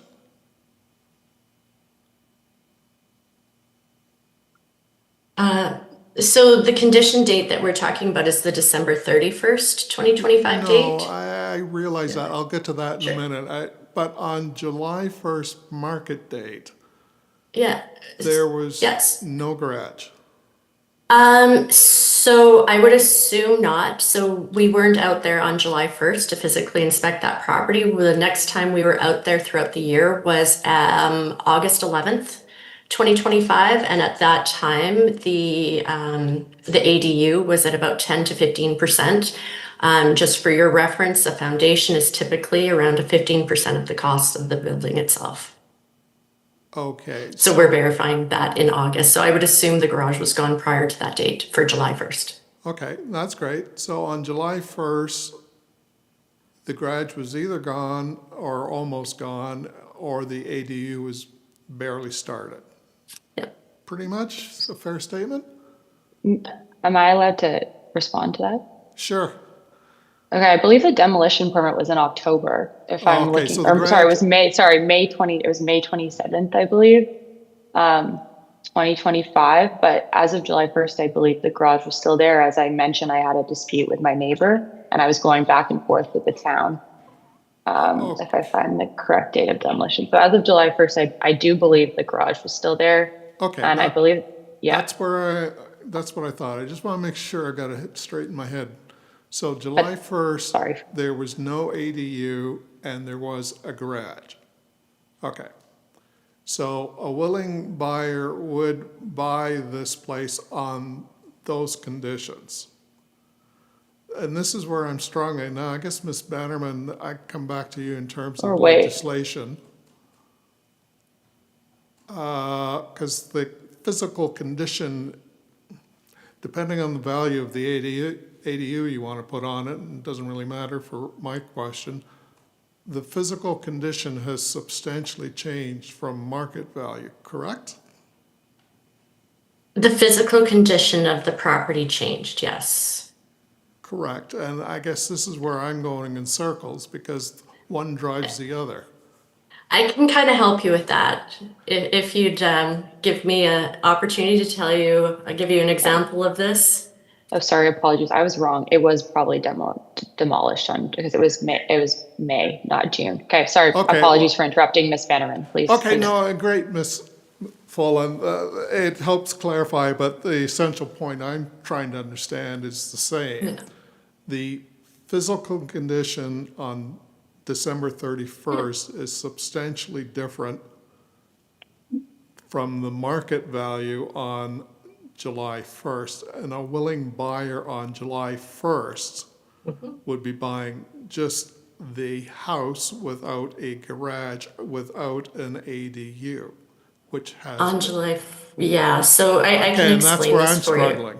Because Yeah. if I understand the assessment, you're including the assessment value of the ADU. We can argue about that, but in principle, you've got something in your assessed value as of July 1st for the ADU based on the physical condition of December 31st, correct? Yes, and I can explain the relationship between those two dates too. Oh, sure, You'd like? please. Okay, so The valuation date, which is the July 1st, 2025, is separate from the condition date of December 31st, 2025. So the valuation date, that July 1st date, what that is that sets out the market conditions. So that would be based on the sales transactions from the prior 3 years worth of sales. We take those, as we've talked about, they get time adjusted or adjusted to the market conditions as of that central point in time. So that July 1st, 2025 explains what the market was doing. So now when we go to the December 31st, 2025 date, which is our condition date, the physical condition date, what that is it is the physical condition, what was on that property as of that December 31st date. So you take those physical characteristics of that property at December 31st, you go back in time to the market conditions of July 1st and apply those market conditions to those physical conditions in order to prepare the assessment for the following year. So the assessment model is pretending the ADU's there on July No. 1st? No, the ADU is there as of the physical condition date of December Right. 31st. But those market conditions are not December 31st. Only physical conditions. Those market conditions are as of that July 1st valuation date. So we're taking that end of year condition and we're going back in time to what those market conditions were. So those are where the models are built. And that's where we're determining how much the market went up, what all of those various different components that go into our valuation models, that's all set as of that July 1st date. So now when you get new construction that's completed by the end of the year or progressive, so new buildings are being built all the time, you're adding all those physical components in, but applying those older models based on that historical valuation date to those new physical conditions. Clear as mud. That makes sense. Well, yeah, but I'm struggling with valuing something or applying a market condition to something that wasn't there on market day. That's what I'm struggling Because with. the physical conditions are as of the year end, and that's where the Yeah. legislation stipulates those two dates. In my You work- have to have the physical conditions of the property. Yeah, I get you're following the legislation, and in most cases, I get what is going on. In this particular instance, I'm struggling with applying a value to something that wasn't there if a buyer was buying something on that July 1st date, and that's my hangup. Yeah, and it's not applying it to something, that's where the two dates are completely separate when it comes to how the legislation is read. Yeah, I know. Because, Okay, thank you. Yeah, let me ask a follow-up question. So you are applying a 70% completed ADU unit as of December 31st to the market day of July the 1st? that's correct. Correct. Done. Thanks. Okay, I think those are all the questions from the panel. We're going to go back to you, Ms. Fullen, for your rebuttal evidence. So you're welcome to provide any rebuttal evidence that you have before we will open it up to questions from Ms. Bannerman and from the panel again. Yes, of course. Thanks again for the clarification. It's confusing to me as well. I believe I just want to go back to my initial point, which the foundation of this entire assessment is flawed because the town had a record as of March 26th, 2026, which they sent to me an email, which I provided as evidence, but the garage was still on the property and no ADU existed. So I believe just going from that, it doesn't really make a lot of sense to me that we're valuing an ADU, that the town sent me a record when I requested the assessment backup and said that the garage still existed. So I think that is challenging for me to reconcile as it's improper record keeping, and I understand admin errors happen, but if we're valuing it based on town records, that's the record the town had as of March 26, 2026. That's well past December. I also believe the garage, the $17,000 credit reflects the depreciated value of the old garage on the assessment roll. We just heard in the prior hearing, which I believe is a matter of public record as well, that the town is valuing, or someone is valuing, parking spaces at $15,000. This is a garage. It's a covered, heated, controlled unit. So if the town on the previous hearing was, I believe, agreeing with and again, I could have misunderstood, $15,000 per parking space, how is my garage going for $17,000 in prime South Canmore area? I don't believe it reflects real world market testing, and it ascribes the insanely low value of $35 a square foot to a unit in South Canmore, which is a very expensive place to build, well below Alberta public records, which say it could be like 65 to 100. And I understand I may not have disclosed that properly, so I have to factor that in. I believe you also made a point on the heating. There was no heating in the house, so whether it was forced air or in floor, it was not installed as of December 31st, and therefore was uninhabitable. It was a shell, which we stated and you agreed with. Also, going back to my 40% report, I went through the thesis I had for the 40% on the Alberta Building Code. So the concrete and foundation was complete, 10%. Rough framing and sheathing, 15%. Again, all verified with the town site photos. Lockup, roof, siding, doors, windows. I believe the Alberta Building Code ascribes 15% to that. Agree from the town photos. Operational HVAC system and heating, incomplete and missing, and that's 15%.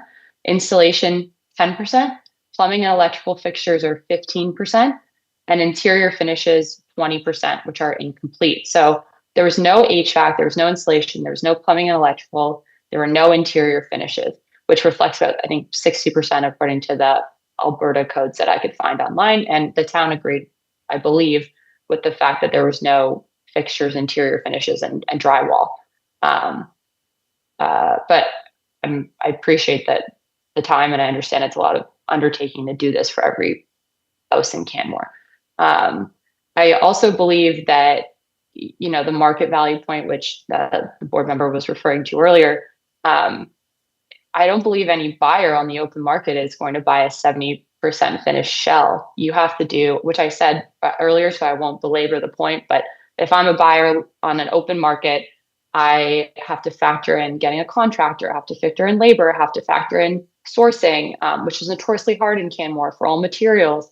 And in the middle of winter at -40, I don't believe I would be buying, as a buyer on the market, a unheated shell or ascribing that kind of value to it. So again, that's a personal preference that I believe aligns with the rest of the market, but allow the board to determine that.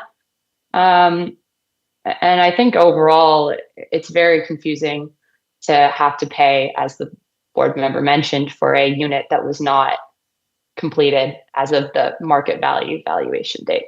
So I guess in summary, I dispute the point. I believe the admin error is insane, that I should be paying for an ADU that the town didn't have on record as of March 26, 2026. And I'm trying to be reasonable and understand that that's an admin error. But if we're following the records, it didn't exist. And, the value of it, I believe, is also understated. So apologies. Happy for rambling on there at the end, but happy to answer any questions. And again, I appreciate the time and understand this is a complicated matter. So thank you. Thank you, Ms. Folan. Ms. Batterman, do you have any questions for the rebuttal evidence? Not a specific question, but I just have one clarification based on what the complainants just brought forward about the heating systems. So I just want to clarify on page 12 of our submission that when it shows heat forced air, that is referring to the 1979 improvement. That is not referring to the new ADU that's being constructed. Okay, that was my error then. Apologies. I thought it was for the ADU.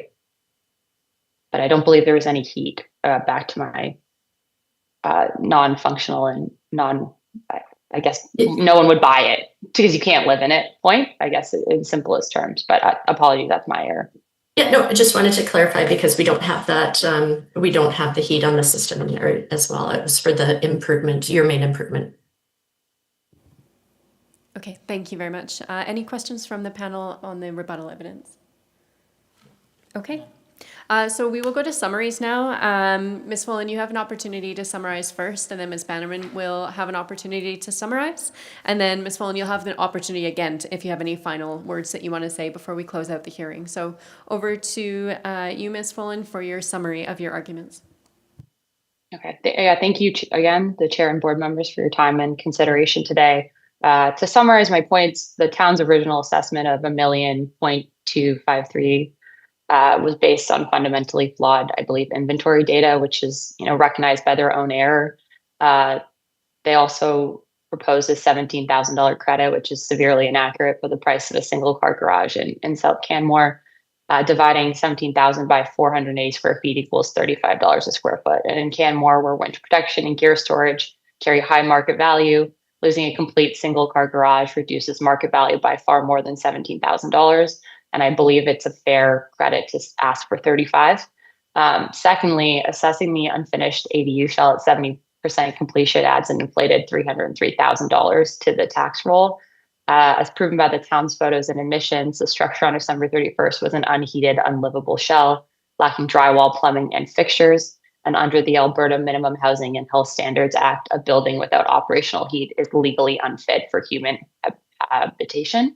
And therefore, I don't believe anyone on the market value or according to the standards would be able to live in it or would want to purchase something like that without discounting it heavily.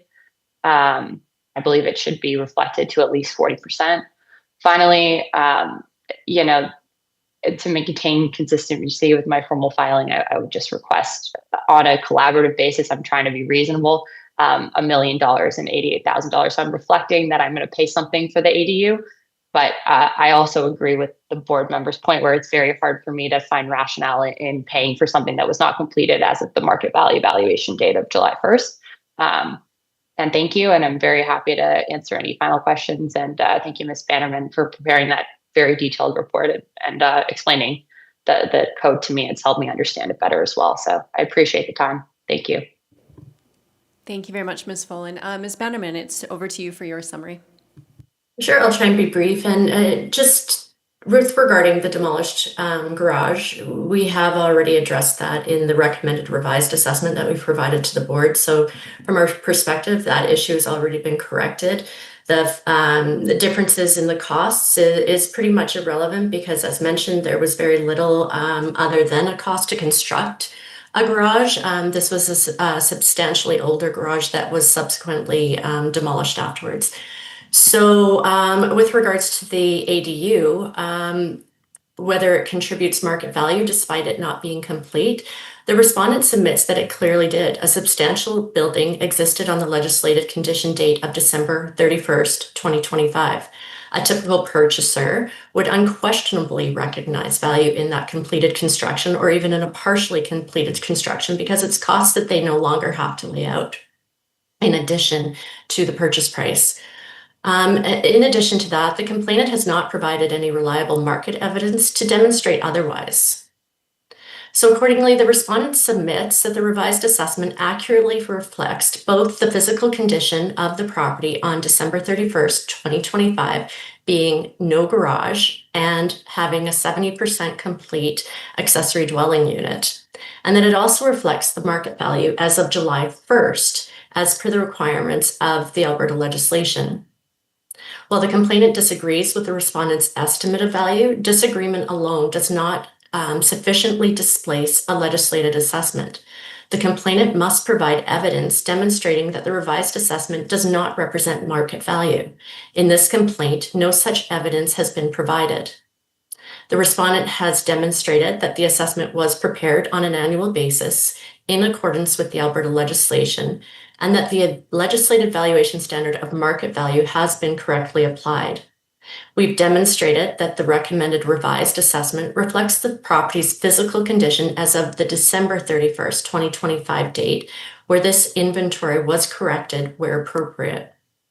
For those reasons, the respondent respectfully requests that the board allow the respondent's recommendation and revise the assessment from $1,253,000 to $1,236,000. Thank you. Thank you, Ms. Bannerman. Ms. Fullen, there's a final opportunity if you have any final words before we close out the hearing. No, thank you. Appreciate the time, and good luck with your decision. Okay, great, thank you. So thank you to both of you for your presentations and for all of the information. At this time, I would like to ask the parties if they feel that they have been heard today and if they feel like they have received a fair hearing. Yes, I've received a fair hearing. I do, thank you. Okay, thank you. So I will now declare the hearing closed. No further evidence or submissions may be received by the board. The Municipal Government Act requires a written decision within 30 days and gives the clerk an additional 7 days to issue the decision. So we will make every effort to meet or beat those requirements, and the clerk will forward our decision to you, Ms. Fullen, at the earliest opportunity. So thank you to you both. That concludes this hearing. And I believe I'm going to just discuss with my board members whether we are taking a break or moving to the next one. Okay, thank you very much. Okay. Thank you all. Have a great rest of your day. Thank you. If you could just let me know as well after you have your discussion.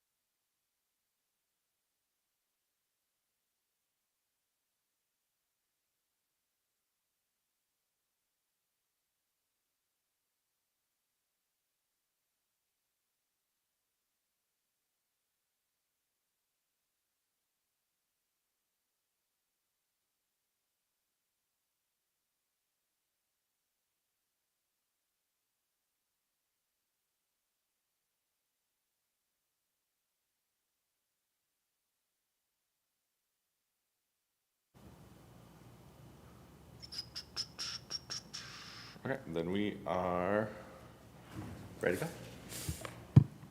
We're good, Ben? Yep, okay. Good afternoon. I just want to confirm that everyone online can hear everything okay? I can. Okay, thanks, Ms. Bannerman. Confirmation, Ms. Tran, can you hear us? Or Mr. Tran? Okay, you can hear me okay now? We can hear you, yeah. I just wanted to make sure that you can hear us as well.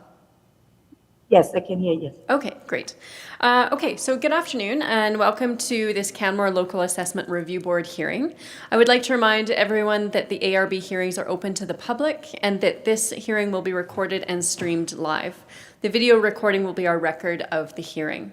So we're here today to review the complaint and subsequent evidence as filed for tax roll number 18267 with a municipal address of 621 Silvertip Road. So I will start by introducing the panel and then ask the parties to introduce themselves. After that, I will explain our standard hearing procedure and ask for comments in that regard. So my name is Jen Marin. I am the presiding officer and also the Town of Canmore Council representative. And I will allow my two panel members to introduce themselves as well. So please go ahead. Mr. Breyer.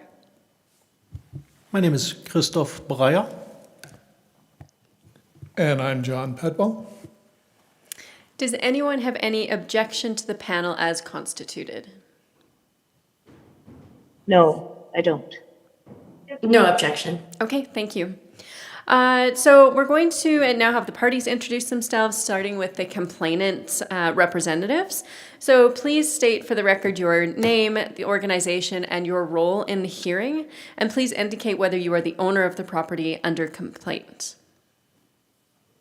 Yes, my name is Hien Tran, and I am working for a status management company, and I'm here presenting the owner of the property, roll number 18267, civil address 621 Silvertip Road. Okay, thank you for the introduction, Ms. Bannerman.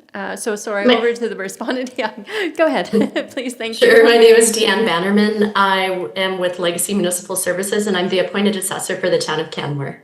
Great, thank you very much. So the LARB standard practice is to have the complainant present all of their evidence first, followed by questions from the respondent and then the panel. Next, the respondent presents their evidence, followed once again by questions from the complainant and then the panel. The complainant will have an opportunity for rebuttal, and then finally, both parties will have an opportunity to present their final argument and summarize their evidence for the panel, with the complainant presenting first. If anyone needs a break or if a problem comes up, please let the panel know as soon as possible and we can address those as we go. I would also like to remind everyone to please turn off their mobile devices for the hearing. Are there any questions regarding the procedure today, or is everyone satisfied with the process as it has been laid out? I'm satisfied. No questions, thank you. Thank you. I see that both parties have exchanged disclosure evidence before the hearing, so to save time, I propose that we mark all documents for the record now. It won't stop anyone raising questions about admissibility later. If any such questions do arise, we can still deal with them and strike material from the record later if necessary. Is everyone comfortable with this procedure? Yes, Okay, over to the clerk, please. Thank you very much. We have received the following evidence for tax roll 18267, the complainant package C1, complaint form 3 pages, the complainant package C2, complaint disclosure 20 pages, the complainant package C3, complainant rebuttal 11 pages, and the respondent package R1, respondent disclosure 80 pages. Great, thank you very much. Are there any preliminary issues for the panel to address? no issue from the, Okay, so we're going to start with the presentations and the evidence from each party. We'll start with the complainant. So whenever you're ready, please go ahead with your evidence, and then there will be an opportunity for questions from the respondent as well as from the panel members after the presentation. So please go ahead with the complainant evidence. thank you. So let's start with page 3. This is where we describe the subject. So the subject is a 21,000 square foot half duplex residential property in Silvertip subdivision. It was built in 2007. The lot size is 4680 square foot, and the subject has 847 square foot of finished walked out basement. And below is just essentially the assessment detail information from the municipal. And it's currently assessed as 2,216,000. And what we're going to do is we're going to show evidence that support lower values. So as the next page, page 4, is photos of the subjects, which is pretty typical. It's a duplex finished inside. So I'm just going to go to the next page, which is the backgrounds. There are a lot of background information, which I'm not going to detail or read it out everything, but essentially it's just to say that the assessments need to be done based on the market value, and the market value is by definition is the willing buy, willing sell values on the market. I'm not going to go over everything one of them, but it's listing the market value, the highest and best use of the property, meaning that is a reasonable, proper, and legal use of the vacant land or improved property that is physically possible, appropriately supported, and financially feasible, and that result in the highest and best use. The lot of decreasing return, meaning essentially the larger the improvement, the lower the price per square foot. Likewise, the larger the land parcel, the lower the price per square foot, something like that. Principle of substitution essentially saying that if the buyers can buy a substitute property for the same values or less, they would buy it. They're not going to pay more if they can find something that they can substitute. Okay. Arm length is just say it's willing buy, willing sell between unrelated parties and listed on the market. So there, the Alberta municipals recognize three valuation approach. The sales comparisons approach, meaning essentially using market sales and a direct comparisons of those sales comps with the subjects to arrive at the value. So that is sales comparison approach. Cost approach is using reputable, recognized cost approach like Marshall and Swift, or what is constituted to arrive at the cost of the improvement. And this approach recognizes the land values plus improvement values or replacement cost new and depreciated value over the time as the improvement age. Income approach is essentially using rent, operation cost, vacancies, non-recoverable percentage and whatnot to determine how much the income producing property yield, and based on the income it yields, it's the values is determined. So those are just a little bit more going down, just a little bit more explanation of each of the approaches. On page 9, features and influences. So this talk about the positive and negative influences that often affect the value of properties. For instance, if you close to a power pole, or if you have a green space, or if it's a photography, size of the buildings, qualities of buildings and stuff like that, or major renovations. So those influences, positive or negative, do affect the values of property.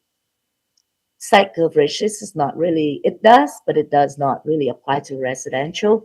And particularly for this one, although larger land, for the property that has larger lot size, should typically have slightly higher value simply because the lot size is, you can do a lot with additional space, lot, and parking or landscaping or anything, and it does increase the value of the property.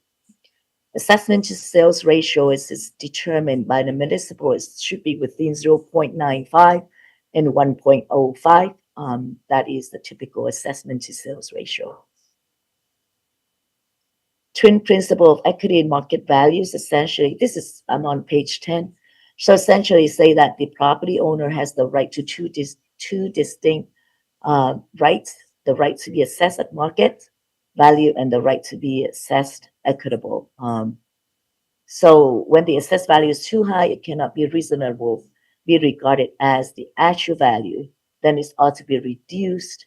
It ought to reduce the assessment, even though it cannot reduce the assessment on other properties similar, which are not of the subject of the appeal. So that we, I'm not going to state the entire thing, but that's what the twin principle of market value and equity, and it was decided in the 1990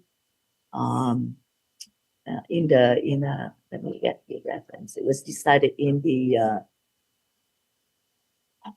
market value in the 1990 Canley 284.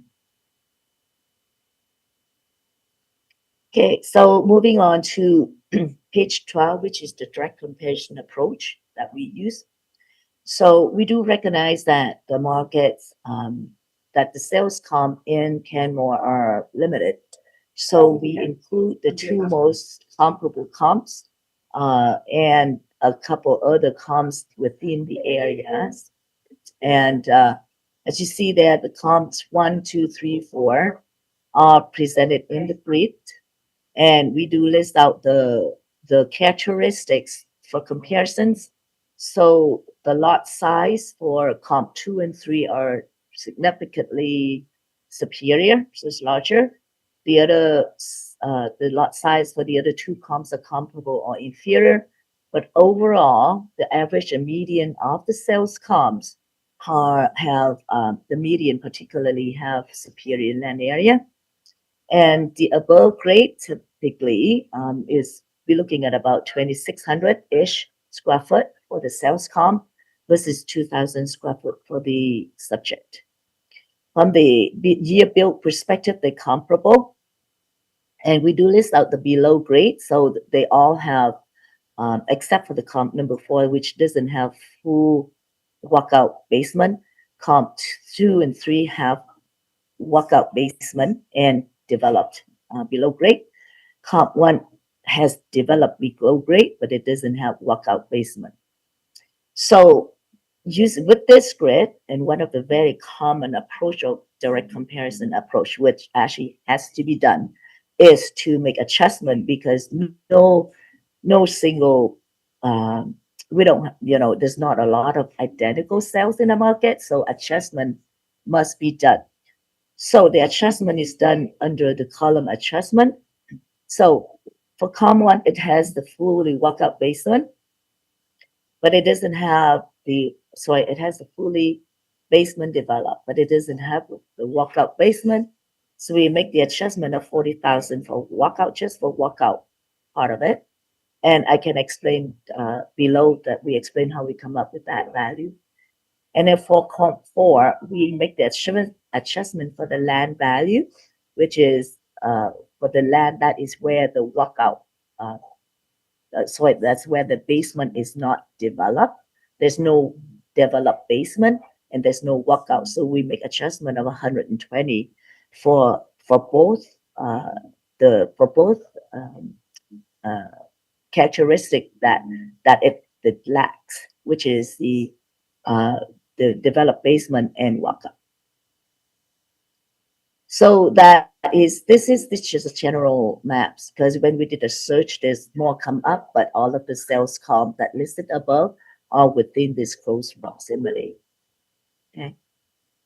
So below we list, this is from the search, and it's essentially, it says for any, and this is for the Calgary market. However, Alberta market is similar to Alberta market should be similar. There's some marginal differences, but between Canmore and Calgary, I believe that they're not significant difference.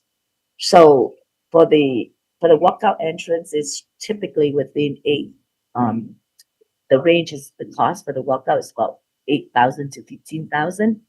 And with more complex project, it could be from 15 to 25,000 plus. So really, when we make the adjustment of 40,000, that is very, very generous. Okay, for just for the walkout. And of course, when we look at the typical price per square foot for a developed basement, it could be anywhere in 60 to 100 dollars per square foot. And of course, you have to look at depreciated value as well. So back to the grid above, we made a adjustment of 80,000 upward adjustment for lack of basement developed and 40,000 for the walkout basement. And below here is we put the photos of the subjects in comparisons to the comps. And as you see there, they are pretty comparable. And in some instance, the 828 Silvertip's height are slightly superior in our opinion. Okay, so as you see there, they all have the 828 look like it's pretty recently renovated, or as the quality is higher. It's more, the kitchens and everything is comparable. For 828 is more superior. The other one is comparable. As you see, all the likes features of 828, they are new. So apparently there's some renovations there. The like features as well as paintings and other stuff. So as you see the washrooms there's some upgrades apparently for 828 Silvertip Road. And as you go down, you can see that 828 has the wine storage. And the subject is very typical. The basement developed is very typical, as you see. 828 is clearly superior quality with seems like the most recent renovation or something like that. Okay. So moving down to page 15 of our evidence. So it's evident that 104 Silvertip Ridge is comparable to the subject, and the subject is inferior to comp number 2, which is 828 Silvertip Heights, and comp 3, 830 Silvertip Heights. 828 and 830 Silvertip Heights have hardwood floor throughout, with the modern-like fixtures, wine cellars, and lock vaulted ceilings. 106 Stone Creek Place has full finish below grade. It does not have a walkout. So we made an adjustment of 40,000, which we believe is generous based on the market. An upward adjustment for walkout. 104 does not have below grade, so we make an adjustment of 120,000 to the comps. And based on the calculation after adjustment, then the median is $908 per square foot, and the average is $873 per square foot. Okay, so later on, I'm going to make a summary of our sales price range or the value range and how we arrive at the value that we cost. Okay, so because of the lack of sales, comparable sales in the area, so we use the substitution principle. So we make a self-comparison analysis, but using the principle of substitution. And with this, we use properties in the close by neighborhoods, and they are in comparables or a superior neighborhood because they are all detached And as we know, detached properties have higher values than duplex. And this is the grid of cells that we found in close proximity in Kenmore. And as you see there, the land area is significantly higher than that of the subject. And the reason we pick this is because we bring the above grade to somewhat more comparable to the subject. And of course, it's a 2-story, 3-story split, but they're not bungalow, so they in fairly comparable characteristic. And 2 of them have full walkout basement, and 3 has basement developed but doesn't have walkout. And we make adjustments similarly to the above, to the other analysis. So we add 40,000 just for the walkout, and we arrived at the price per square foot. So the sale price is $857 and median is $947. As you notice that the average and median are very similar to the direct sale comparison approach that we presented earlier. Okay, but granted that this are detached, and they are detached homes are superior for various reasons. So the detached houses are in general more superior because of, number one, there's privacy, there's no share wall. There is, of course, the larger land area and appreciation. And as we know that the duplex and whatnot don't appreciate as much as single residential, detached residential, and also cost-wise, single detached residential costs typically higher because of the lower cost when it comes to duplex. So so we kind of describe the cell comps below there. So comp number 7 to 276 Eagle Tourist Road. This one has comparable interior quality and features, but it has larger land area. We did make the adjustment for the below grade.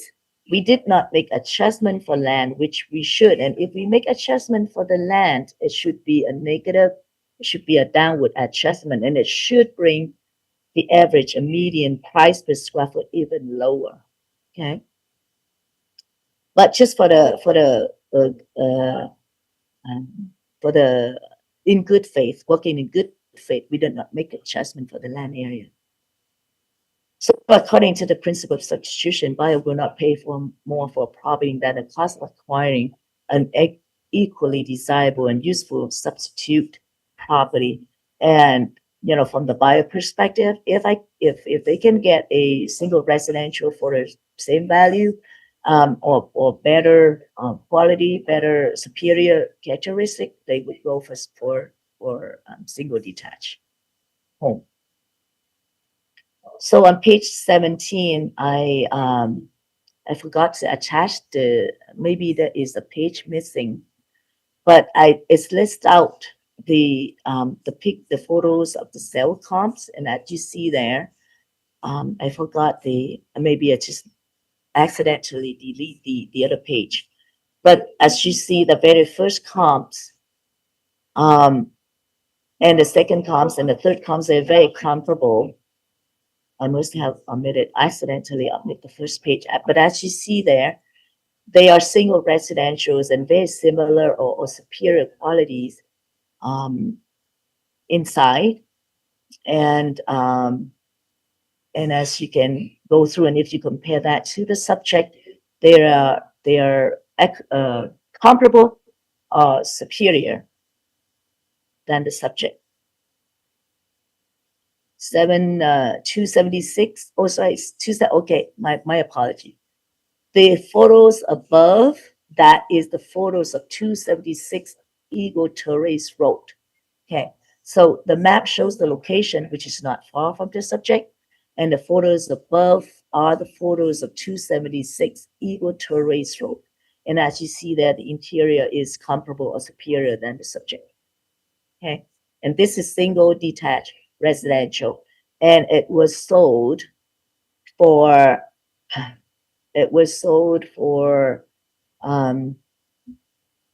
2,295,000.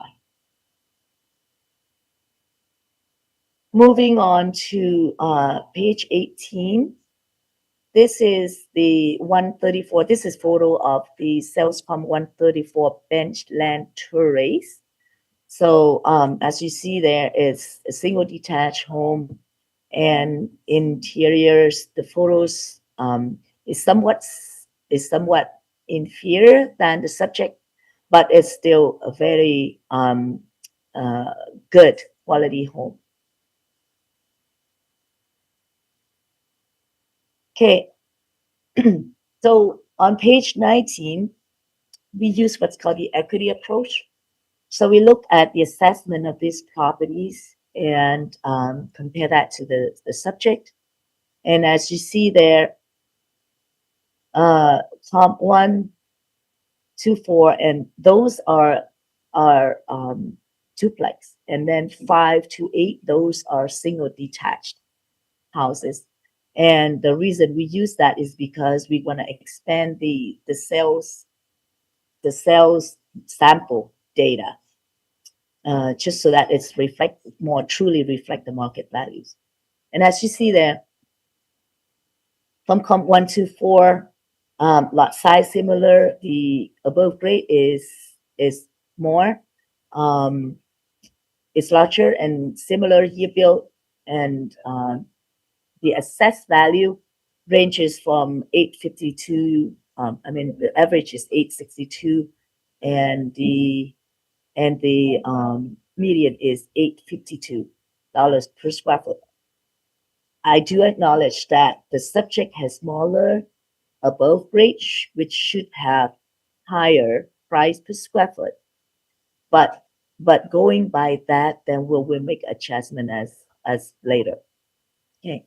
So this one here, then comp 5 to 8, definitely larger land area. They have similar above grade, very similar to the year built. And again, they're assessed at 880 and 896 median. And so they all in a high 800 or low 900 dollars price per square foot.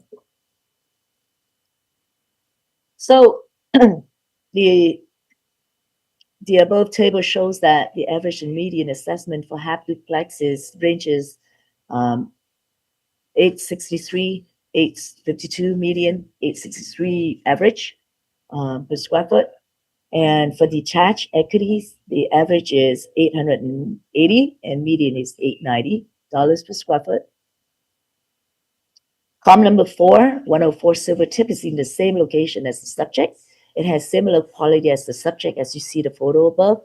And it does not have the basement. However, the above grade is similar to subject total above and below grade. And the cost for above grade area is typically higher than the cost for below grade. And it was assessed at 2.1 mil. Okay. The subject assessment should be at around 850 to 900. And again, we're looking at the range here. So the conclusion is that in a direct sale comparison approach, we use 3 half duplex sales comp. Is it 3 or 4? Let me just go back up. It could be just a type. Just bear with me. It's 4. Yeah. Go back to the conclusion. So we use 4 half duplex sales comps. The sales comps in general have superior land area, about 500 square foot larger than the subject, similar age. One sales comp does not have walkout.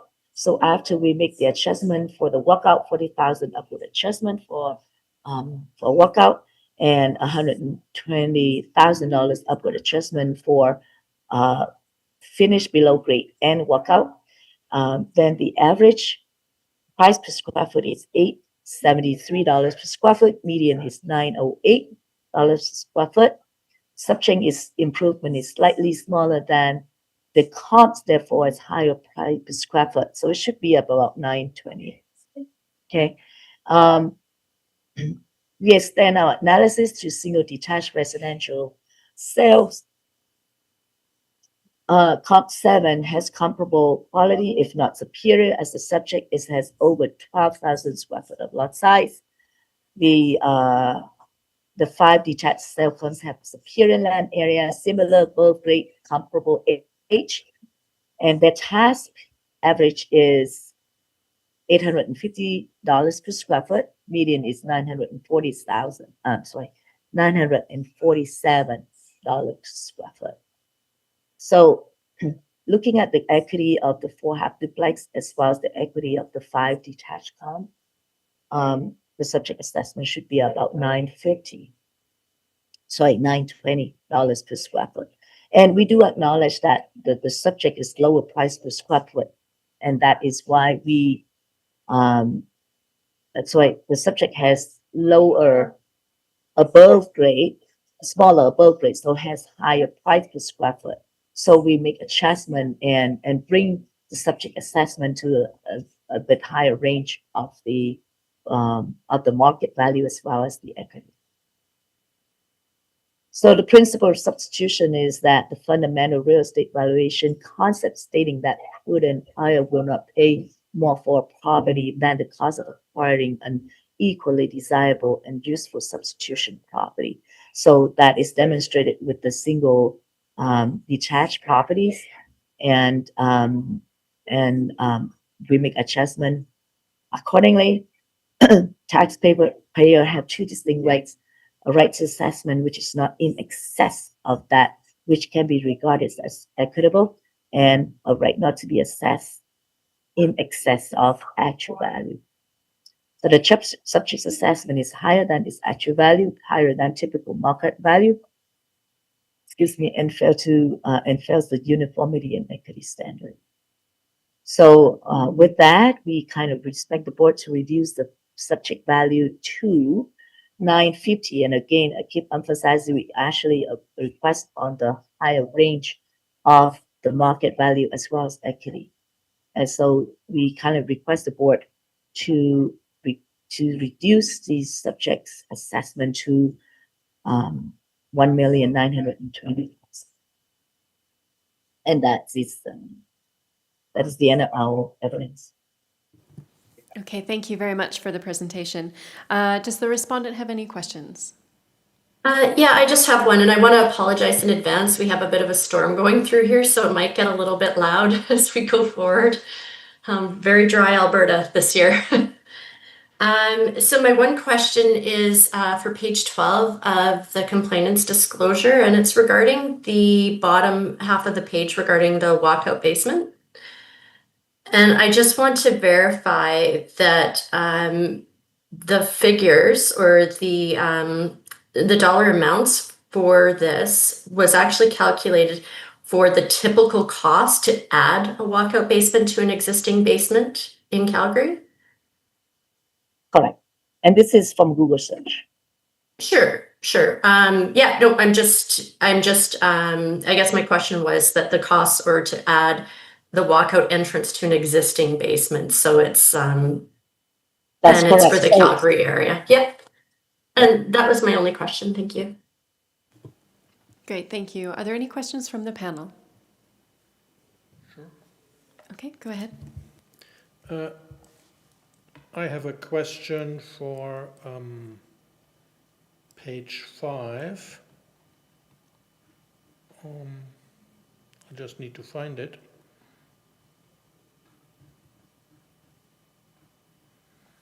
It says market value, and this says in the first paragraph, property assessments for the 2024 assessment year must be estimate and value property on July 1st, 2024, and physical condition of the property on December 31st, 2024.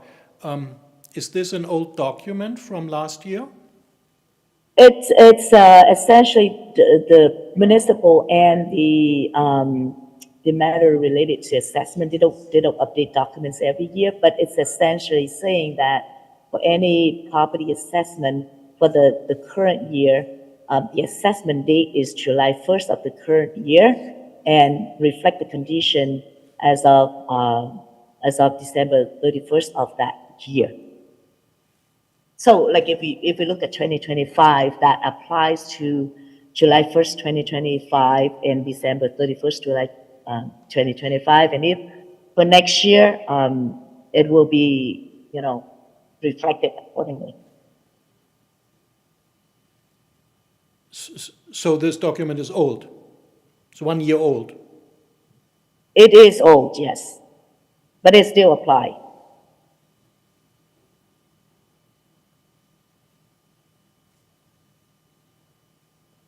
Okay. I believe we are talking about 2025.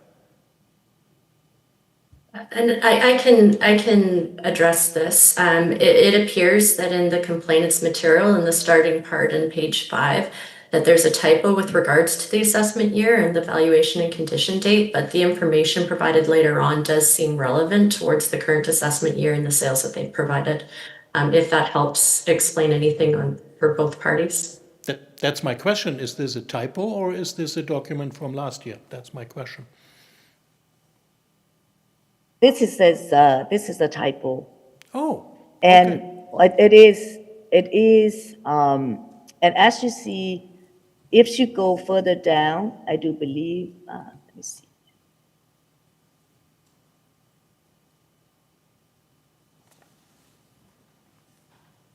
Just bear with me.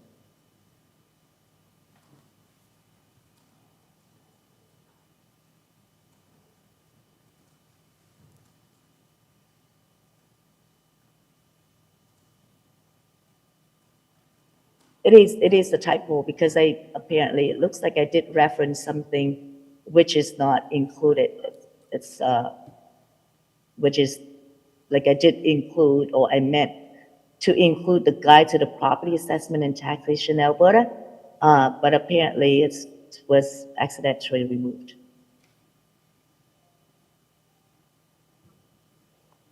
Okay, thanks. Okay, thank you for answering those questions. We will now move to the respondent to provide their evidence. Please go ahead whenever you're ready.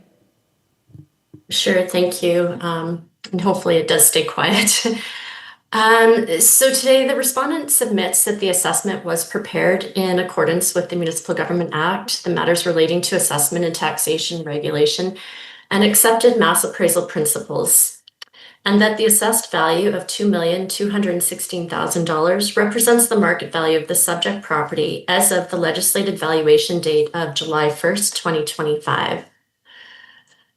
So in my response, I'm going to address both the complainant's disclosure and rebuttal because we don't get a separate opportunity because we didn't provide Sir rebuttal. So I'll just address anything that I feel, it's not new evidence, but just address anything that I feel maybe would help clarify for the board throughout.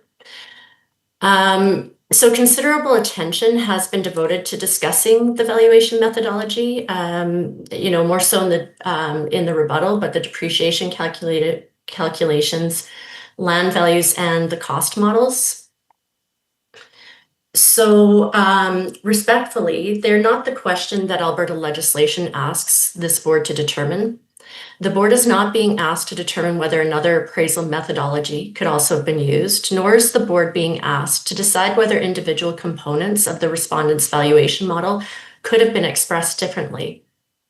Rather, the board's task is to determine whether the assessment before it reflects the market value as of the subject property on July 1st, 2025, having regards to the legislated valuation standard, the prescribed procedures, and the assessments of similar properties.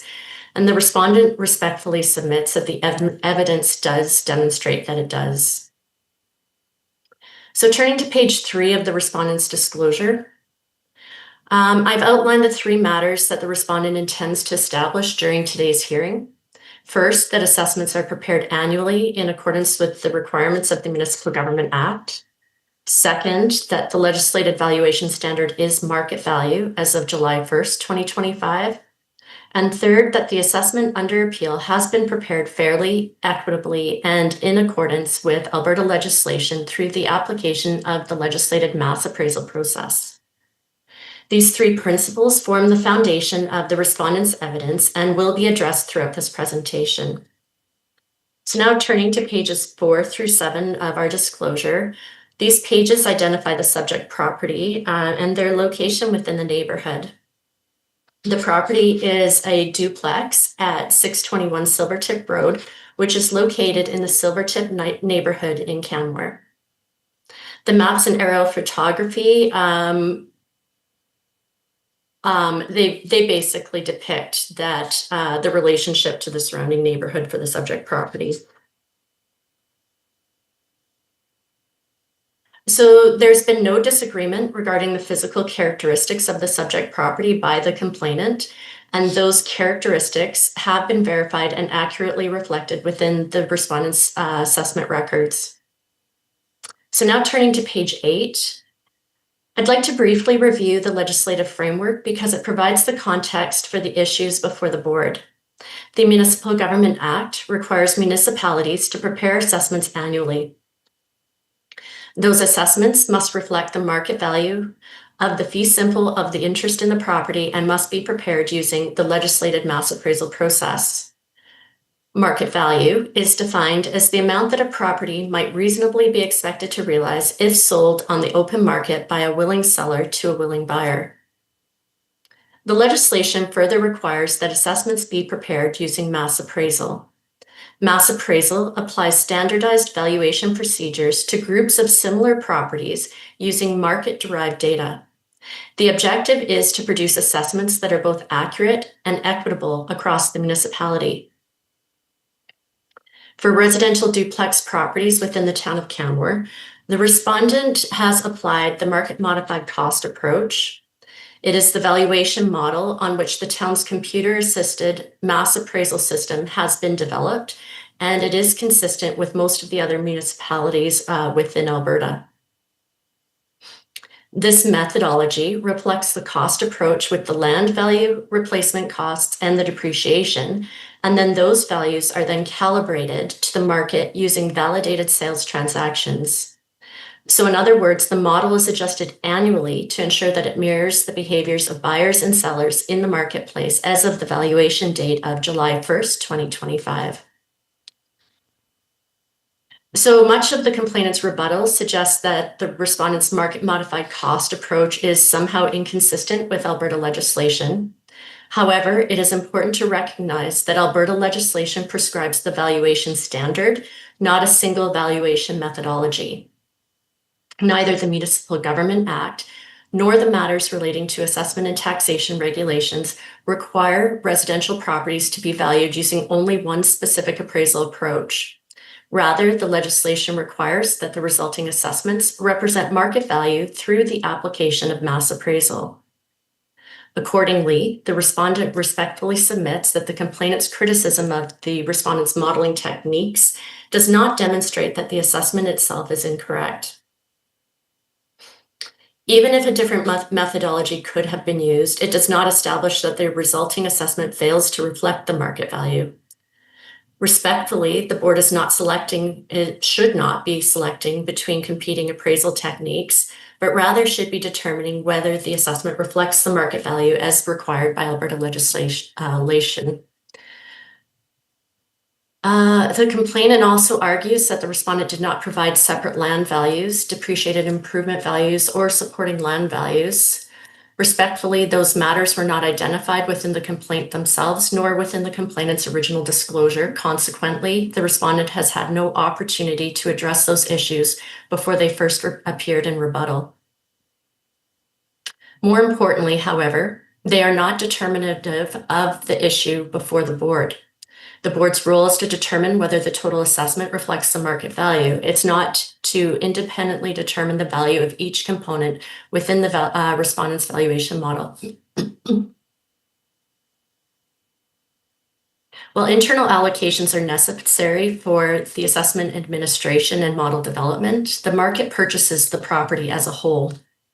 Accordingly, even if one were to disagree with an internal allocation between land and improvements, that would not in itself establish that the total assessment exceeds market value. The respondent respectfully submits that the complainant has not produced market evidence demonstrating that a total assessed value is excessive. The market modified cost approach is used because it produces assessments that satisfy Alberta's legislated quality standards while accurately reflecting market behavior across large groups of similar residential properties. So I'm at the bottom of page 10. Sales information for producing our market value assessments is received from the Alberta Land Titles Office, and the sales are validated. We've reviewed those sales that occurred between July 1st, 2022 and June 30th, 2025 for the 2025 valuation of residential condominium properties. Time adjustments are then applied to the valid sale prices to account for any market fluctuations occurring between the sale date and the legislated valuation date of July 1st, 2025. So turning to page 12, this page illustrates how the assessment under complaint was prepared. We show the property as a 2007 year built, good custom, 2-story and basement home with a walkout basement, approximately 2,021 square feet with an attached garage. So beginning on page 13, the first principle I wish to emphasize is that property assessments are prepared annually. Section 285 of the Municipal Government Act requires every municipality to prepare a new assessment each year. An assessment is therefore not carried forward from a previous taxation year, nor is it determined by applying a percentage increase to the previous year's assessment. Instead, each assessment must independently satisfy the legislative requirements using the applicable valuation date, condition date, and market evidence for that taxation year. The board and court decisions cited on pages 13 and 14 consistently support this principle and establish that prior assessments and prior board decisions do not determine the correctness of a subsequent year's assessment. Still on page 14, I'd like to address the relationship between the market value and equity, as this forms a significant portion of the complainant's submission. The complainant has included a couple of court decisions with some summaries. However, I would like to review the relevant case law in this issue as it has evolved over the last several years. The respondent agrees that the assessments must be prepared fairly and equitably. However, equity itself cannot be considered in isolation from the legislation. Section 467 of the Municipal Government Act directs the board to consider whether an assessment is fair and equitable, taking into consideration the valuation standard, the procedures prescribed by the regulations, and the assessments of similar properties. And the emphasis is on similar properties. Properties are not considered similar simply because they are located within the same municipality or because they share one or two common characteristics. Similarity is determined by considering the overall bundle of market influencing characteristics, which includes location, property type, quality of construction, the effective age, the structure type, the floor area, site characteristics, basement, walkout basement configuration, and any other features that influence purchaser behavior. The court and board decisions referenced within the respondent's disclosure also recognize that equity exists within a reasonable range. Mass appraisal is not intended to produce identical assessments for every property within the town of Canmore, nor would that be possible given the unique characteristics of these individual properties. Rather, the objective is to produce assessments that are accurate, consistent, and equitable across groups of similar properties. More importantly, the court and board decisions consistently recognize where a true conflict exists between market value and equity, then market value prevails. That principle is particularly important in this complaint because the respondent's assessment has been validated through market evidence, whereas much of the complainant's analysis focuses on comparisons of assessed value on a per unit basis of properties that would not be considered comparable to the subject property, rather than demonstrating that the assessment exceeds market value. So now turning to page 18. I would like to address the complainant's reliance on post-valuation sales. Several of the sales identified by the complainant occurred after the legislated valuation date of July 1st, 2025. The courts have consistently recognized that post facto sales may, in limited circumstances, assist in confirming general market trends. However, they cannot be relied upon to establish the market value of an individual property as of the legislated valuation date because they reflect information that was not available when the assessment was prepared.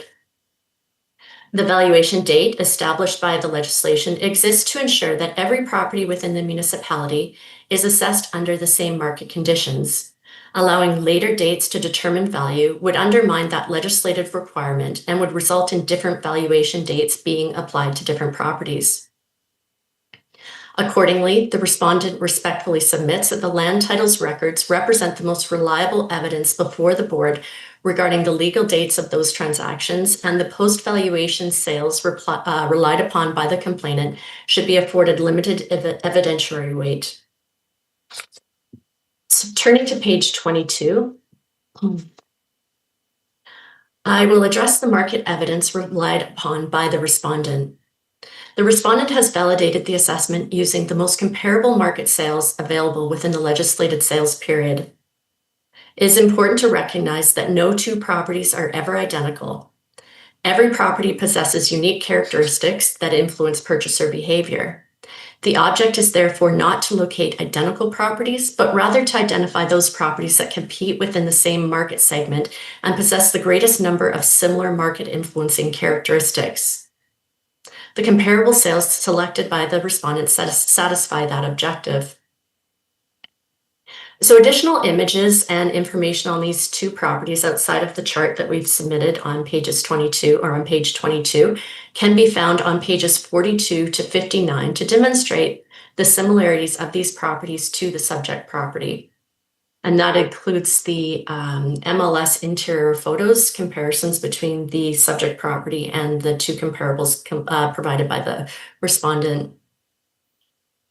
As illustrated on page 23, these properties are all located within the Silvertip neighborhood, the same market area as the subject property. They're all two-story with basement, residential duplexes, possess the same quality of construction, they have a similar effective age, similar design characteristics, similar lot influences, and more importantly, each contains a walkout basement. These are characteristics that purchasers consider when selecting competing properties. While there are naturally differences between individual properties, those differences are recognized through the market modified cost approach and through the calibration of the valuation model using validated market evidence. The respondent submits that these sales represent the most reliable evidence of market value available to the board. And then as mentioned on page 23, the map illustrates the close proximity of each of the comparable sales to the subject property. They, in fact, two of them almost back right onto the subject property. Accordingly, they provide a strong support that the subject property's assessment accurately reflects market value. And I'd just like to address one point that has been raised repeatedly by the complainant, where they have stated that the respondent relied upon only two comparable sales. To be clear, the assessment model was not built using only the two sales that were included in the respondent's disclosure. Like every mass appraisal system, the town's residential model was developed and calibrated using all validated market sales that met the municipality's validation criteria during the legislated sales period. The two sales presented were selected because they are the best available comparables to demonstrate the market value for this specific property. They were not the only sales considered. They were simply the most comparable sales provided to assist the board in evaluating this complaint. I'd also like to make an observation that I believe is significant. Although the complainant criticizes the respondent's comparable sales, they're actually substantial agreement regarding the sales which are the most comparable. The two principal sales relied upon by the respondent are also relied upon by the complainant. Once the complainant's additional evidence is considered, through lack of comparability due to location, due to being detached versus semi-detached, versus differences in quality of construction and finishing, differences between the walkout basements, and the post-valuation issues, which we've mentioned, the complainant's sales really are, or the complainant really is left with two sales, which are the same as the respondent has relied on. So the disagreement lies not in identifying the comparable sales. The disagreement lies in how the complainant interprets those sales. Respectfully, the respondent submits that the market evidence supports the existing assessment rather than the requested reduction. So now turning to page 24, the respondent respectfully submits that many of the properties relied upon by the complainant should be afforded limited evidentiary weight because they do not possess the same degree of comparability as the respondent's sales. So comparability is determined by examining the overall characteristics of a property rather than just identifying one or two similarities. The respondent has identified several significant differences, which we've already listed and are listed on the chart on page 24.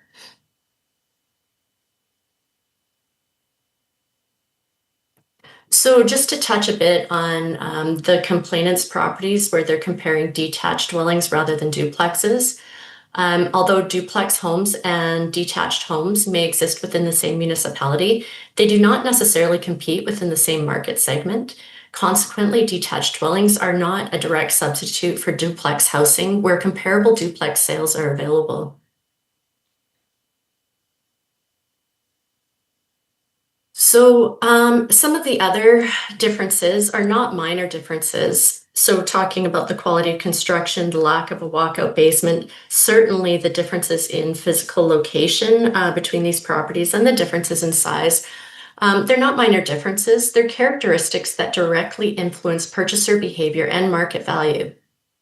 Without appropriate market-supported adjustments, these sales cannot be relied upon to determine the market value of the subject property, more so than the comparables that the respondent has provided directly being similar properties in the direct location as to the subject property.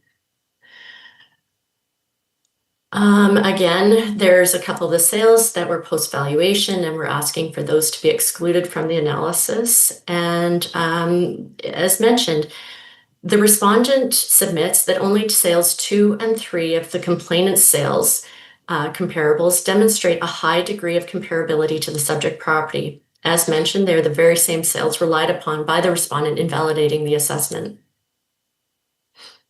In the complainant's rebuttal, the complainant has asserted that detached properties are inherently superior. Respectfully, that assertion has not been supported by market evidence, demonstrating the extent that any measurable market premium applicable to this assessment complaint. In addition, the sales of detached housing provided by the complainant all fall outside of the Silvertip neighborhood. The respondent therefore submits that little weight should be afforded to that conclusion. Turning now to page 28, I would like to address the adjustments applied by the complainant for the walkout basements. The respondent submits that these adjustments should be afforded little evidentiary weight. The complainant's adjustments are based on what is described as the cost of constructing a walkout basement in Calgary. However, this complaint concerns the market value of a property located in Canmore, and I would suggest that the issue before the board is not construction cost. The issue is the extent to which purchasers within the Canmore market recognize value attributable to a walkout basement. The complainant has provided no market evidence demonstrating that Calgary construction costs are transferable to the Canmore market. In fact, no adjustment has been made to recognize the substantial differences between Calgary and Canmore real estate markets. As outlined in the respondent's disclosure, the median residential assessment in Calgary for the 2026 taxation year was approximately $706,000, while the median residential assessment in Canmore was approximately $1.718 million. These statistics clearly demonstrate that the two municipalities represent significantly different markets. Furthermore, the complainant has not identified the source of the construction cost relied upon. Without identifying the source or demonstrating its reliability, the board has no evidentiary basis on which to determine whether those figures accurately represent either construction costs or contributory market value. More importantly, the respondent submits that the presence of a walkout basement is not simply a function of construction cost. Whether a walkout basement can be constructed independently, it depends fundamentally upon the physical characteristics of the site. Topography, natural grade, lot configuration, and other site constraints all influence whether a walkout basement is physically feasible. In a mountain community such as Canmore, these topography influences are often significant. A walkout basement cannot be simply added to any property. The lot itself must be physically capable of accommodating that design. So accordingly, the respondent submits that the complainant's adjustments fail to recognize the physical characteristics of the site being compared and do not establish the contributory value, market value of a walkout basement within the Canmore market. Now on page 34, I'll address the complainant's reliance upon price per square foot as a unit of comparison, and the complainant has discussed this during their presentation as well. The respondent submits that the complainant has placed significant emphasis on the price per square foot throughout the disclosure. And while this is commonly used unit of comparison within the appraisal profession, it is important to understand what it represents and equally important what it does not represent. Price per square foot is not in itself a valuation methodology. Rather, it is a simple unit of comparison that allows appraisers to compare properties after appropriate consideration has been given to the many characteristics that influence value. As described in the appraisal of real estate, which we've included, the unit of comparison should never be the basis for selecting comparable properties. Instead, comparable properties are selected based on their overall similarity, and then the resulting price per square foot is simply one outcome of those market characteristics. So in other words, purchasers do not buy homes solely on the price per square foot. They purchase homes based upon the complete package of characteristics that each property offers. Consequently, comparing properties using only an average per square foot without properly considering the differences in the property characteristics provides really little assistance in determining the market value. So the respondent further submits that this methodology, as was also discussed by the complainant, ignores one of the most fundamental principles of appraisal, which is namely economies of scale. Economies of scale recognize that relationships between building size and market value is not linear.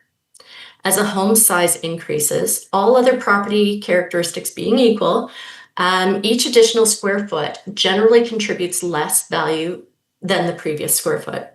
This is a well-recognized principle within residential real estate markets.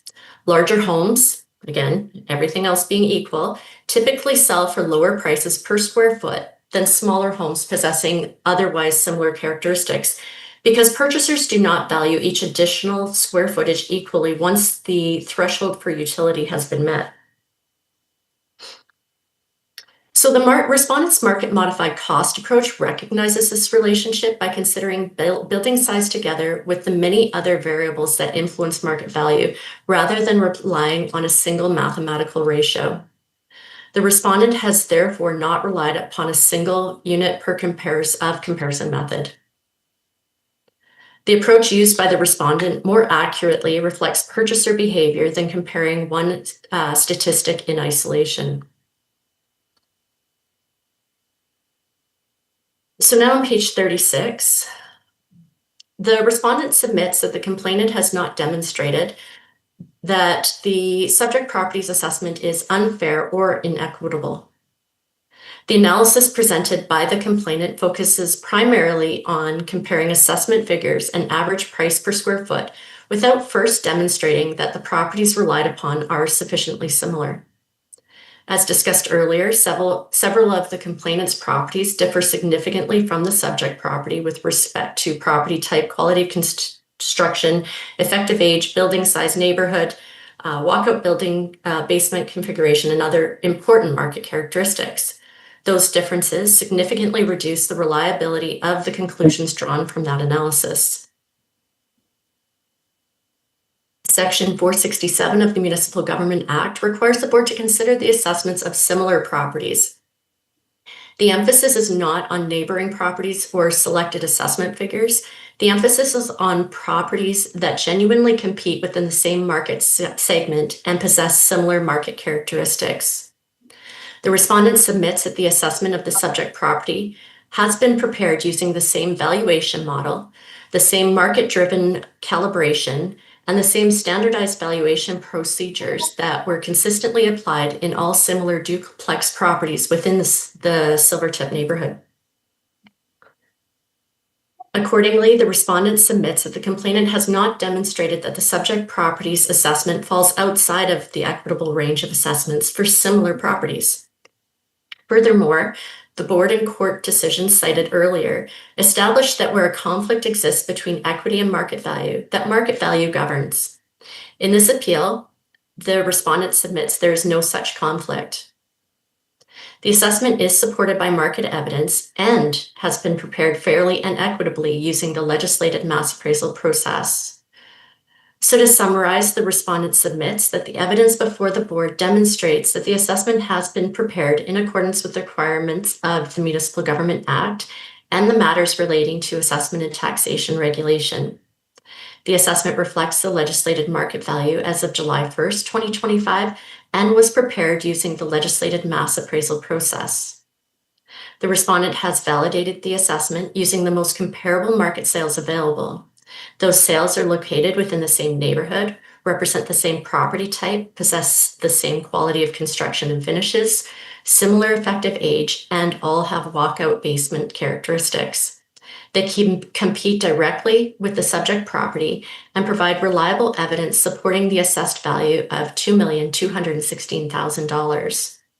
Conversely, the complainant has not demonstrated that the assessment is incorrect. Many of the properties relied upon differ significantly from the subject property.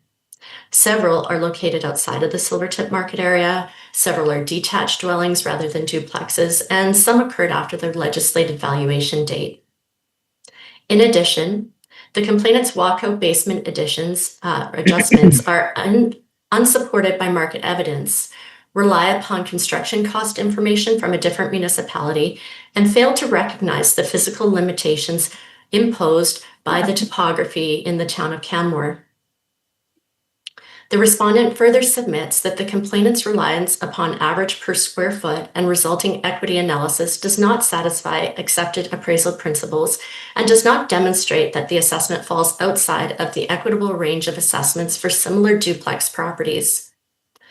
More importantly, the complainant has not provided persuasive market evidence demonstrating that the subject's property's assessment exceeds market value.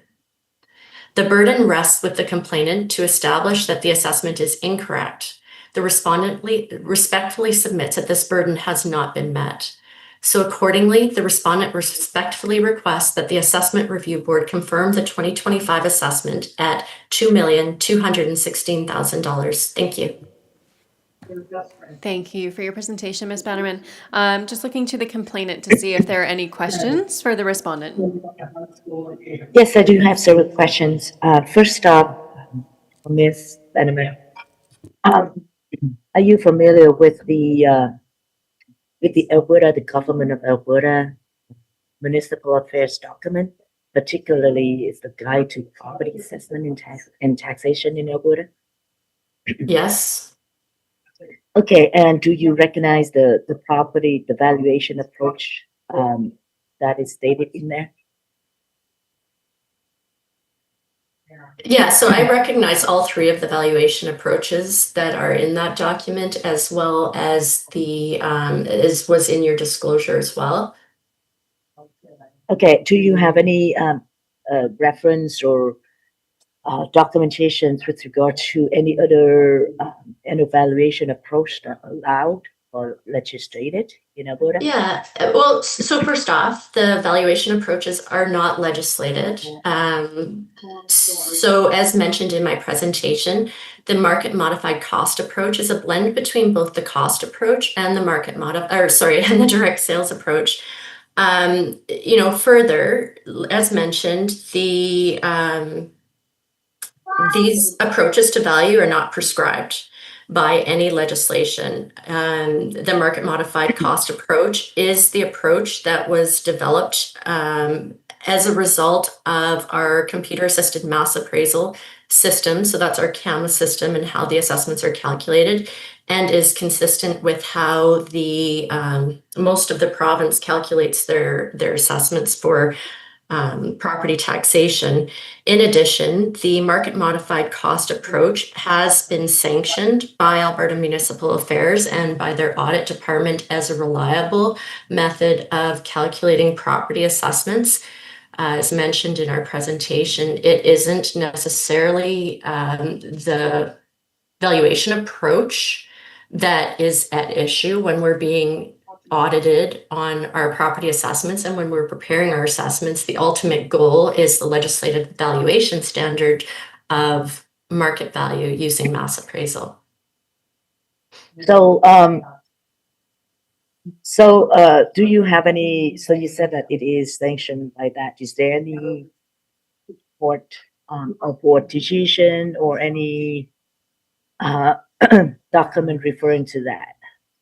No, and as mentioned, it is sanctioned by the Alberta Municipal Affairs audit, assessment audit area. However, that isn't anything that is prescribed through Alberta legislation. What is prescribed is the valuation standard being market value using mass appraisal principles, which have been tested on an annual basis through our assessment, through our annual audit process.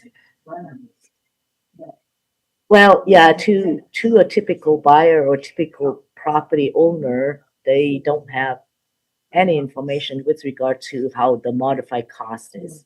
They just know sales, they look at sales, they look at costs, and for income producing properties, they look at income. I mean, to arrive at any arbitrary approach that is not, that is not Yeah. recognized. Sure, It's and I would- like a Yeah, and I would suggest that it is recognized within the province of Alberta, as mentioned. And the other part is that, when we're here before the Assessment Review Board, the responsibility of the Assessment Review Board is to determine whether the assessment of the subject property under complaint is actually reflective of the market value and is treated in a fair and equitable manner. So regardless of which valuation approach was utilized in preparing the assessments, it isn't something that really the board should be considering. At the end of the day, the board should be considering whether the assessment prepared actually is reflective of the market value of the property. Well, I believe it's also the board decision to make sure that the administration law is abide, meaning, whatever regulated, legislated, and recognized and documented, because this is public information, this is public matters. So it's not something that we can just pull out the hat and say, this is the approach, right? So that Yeah, is and the that- board, right? Yeah, and that hasn't, so that isn't what occurred. We've been very open about the valuation methodology that we use. In addition, no, there's nowhere in the legislation or the so in the Municipal Government Act or in matters relating to assessment and taxation regulation that authorizes the Assessment Review Board to do any type of audit or decision regarding the administration and how the assessments are prepared, other than complying with the valuation standards that are set out through the legislation. Yeah, but without evidence, the board cannot make decision, a sound and correct decision as to how the values are arrived at. So, may I ask, because this is cost approach, so basically my understanding is the municipal use cost, and then using sale data for reconciliation or for validation afterwards. So what evidence that presented here that shows what is the original or the initial cost of the subject. Yeah, and so as mentioned in my presentation as well, because this was addressed through your rebuttal, there's been no request for that information either during the inquiry period, during the original disclosure that was provided by the complainant, and we don't have that information available to us since it was only raised through rebuttal and not a direct response to any issue that we had raised. Well, this is not something that we have to request when presented to the board. The evidence of the burden of proof is on both parties. And what I do not see here is I do not see any cost. Is any cost information, and as the burden of proof is on the municipal to shows, yes, this is how we come up with the cost, land values, depreciated value, and here are whatever sale that we use to amend or whatnot. It's just I do not see that, and it's not something that we have to request. It's something that I think the respondent needs to provide. Yeah, and I would disagree Or with the board. that. Through the complaint board. process, the burden of proof is actually set on the complainant, not the respondent. And the burden of proof hasn't shifted through this complaint either. So no, the burden of proof rests solely on the complainant at this point. In addition, did you have a question that came out of that or just a statement that you wanted made? So that my question is this: what is the cost for that for the subject? Yeah, Land. and again, It's not shown in the disclosure. okay, and so this was not raised as an issue through the complainant's information or original disclosure, so we haven't had an opportunity to respond to the actual cost issues. Aside from that, the costing is irrelevant really, because as mentioned, we adjust those cost values to reflect the market value of the property as of our valuation date. So those original cost figures are all adjusted based on the market activity and the sales of similar properties. So our evidence that we've provided to support the assessment falls on our page 22 of our disclosure, which is the sales of similar properties, which we've chosen, which we feel supports the assessment of the property.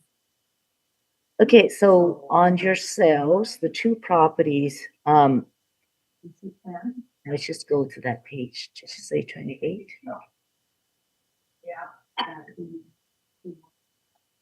Okay, so on page 22 of the respondent's document, the two sales,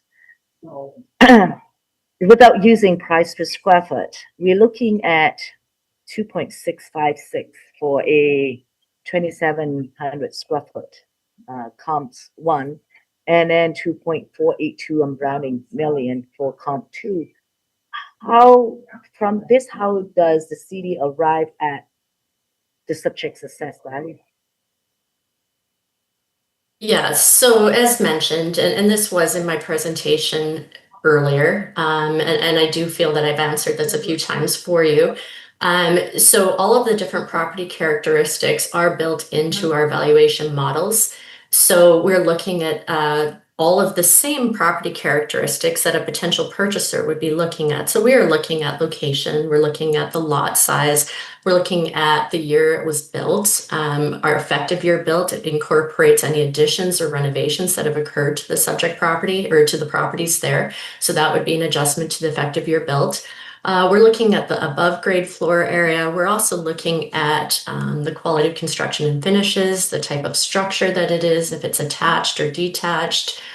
We're looking at the basement area, basement finish. So really anything that a potential purchaser would be looking at when and attributing value to through their purchasing decisions.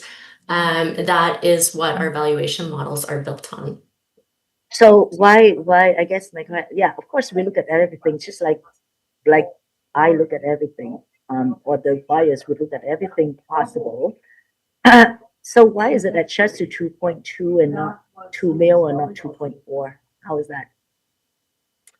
Yeah, and I believe I've answered that question already a few times. I'm I'll gonna leave it jump- to the board to decide though. Yes. Yeah, I believe that Yeah, question has been asked and answered, so I'd ask us to move forward from that Okay. repeated question, please. Thank you. Okay. my take is that, yes, I see there's some, yes, it's being adjusted using so and so and so and so, but then there's nothing really to say how did it come with that value. And anyhow, so it's just there's no evidence that shows how that adjustment is made. And so okay, well, I think I don't have any further questions. Okay, thank you. Are there any questions from the panel?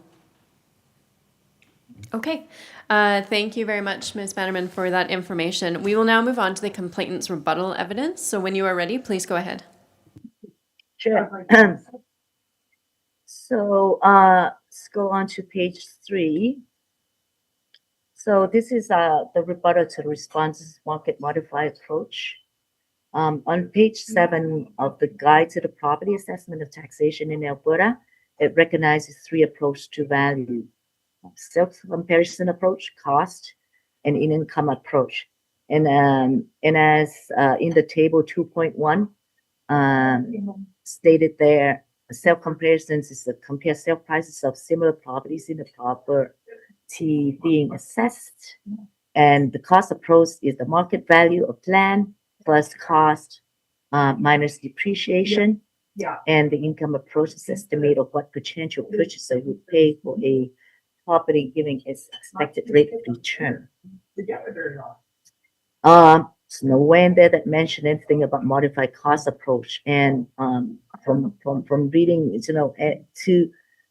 for the municipal to come up with any valuation approaches like the trust me approach. It's the black box. It's coming in, what comes out, take it or leave it. That's how I see it. And that's what these guidelines are for. And I do not see any of the evidence from the municipal showings the cost, nothing on that. And how from the cost of the subject being adjusted based on markets other than the 2 sales, which are not really comparable because they are not of the same size. And yes, we acknowledge that the principle of diminishing return or the what are the economics of scales, lower price per square foot smaller improvement typically have higher price per square foot, but how high? So that is, I do not see evidence provided by the respondents to support the cost and to support how the adjustment are made to the cost.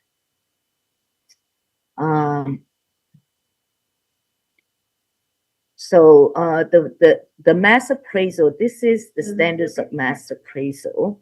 As per the standard of mass appraisal on real properties, this is IAAO. Again, IAAO only recognized 3 approaches: to cost, income, and sales. Okay. And IAAO is international assessment something like.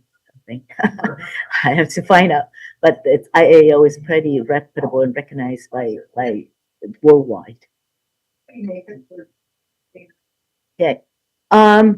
So market. So moving on to page 8, market modified cost approach is neither recognized or regulated in the matter relating to assessment in taxation regulation or guide to property assessment and taxation in Alberta. And the document I show above does not recognize modified cost approach.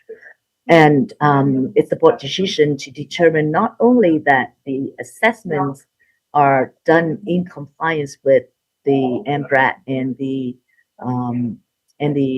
NGA document, but it's also need to be looking at if the assessment value is correct in terms of market values and equitable, and without evidence showing what the market, what the cost is, how it comes up with the values, how it's adjusted. I don't know how the board can arrive at the value. So really the respondent has failed the burden of proof. And whether asked or not, when we present to the board, we present what it is to back up our arguments, not just to rebuttal. And I don't see that what the respondent has provided really back up the how the assessment values come to be market values and to be correct. Rebuttal to the respondent's direct sales comparison approach. One sale doesn't make the market, as actually the respondent mentioned that the mass appraiser look at the number of sales.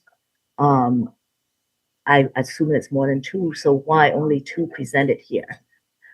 Granted, yes, they have similar characteristics and structures, but the size are significantly different. We're looking at 500 square foot.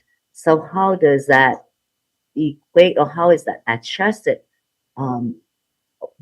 We do not see evidence from the respondent how that is adjusted without using some sort of unit of comparison. And the unit of comparison based on the house itself doesn't equate, because there is still 500 square foot difference that need to be accommodated. And two sales doesn't make the market, in our opinion. Rebuttal to respondents' comment on post-purchase sales. So, comp 4104 Silvertip, it was sold on April 9, 2025, and we have the listing below. So the sale date is April 9, 2025. Okay, and for the other one, 206 Eagle Torre, sale date was June 27, 2025. Whatever the actually, I listened into one of the hearing earlier on today, and as the buyers, we don't have access to land titles. We don't spend money on land titles and look at exactly when the land title was registered. It could be a month, 2 months from now. It could be 6 months from now, and market has already changed. The sales date is where it's truly reflected, because that is where the market at that point. And it is information that buyers can look at and can go back. The sale price is not going to change after that date. So to discard that date is like, I don't know how. And that is that we request the board to include those two sales in our analysis, and they are not post-factor. Rebuttal to respondents' comment on sales comp location. So on page 26 there of the respondent's document.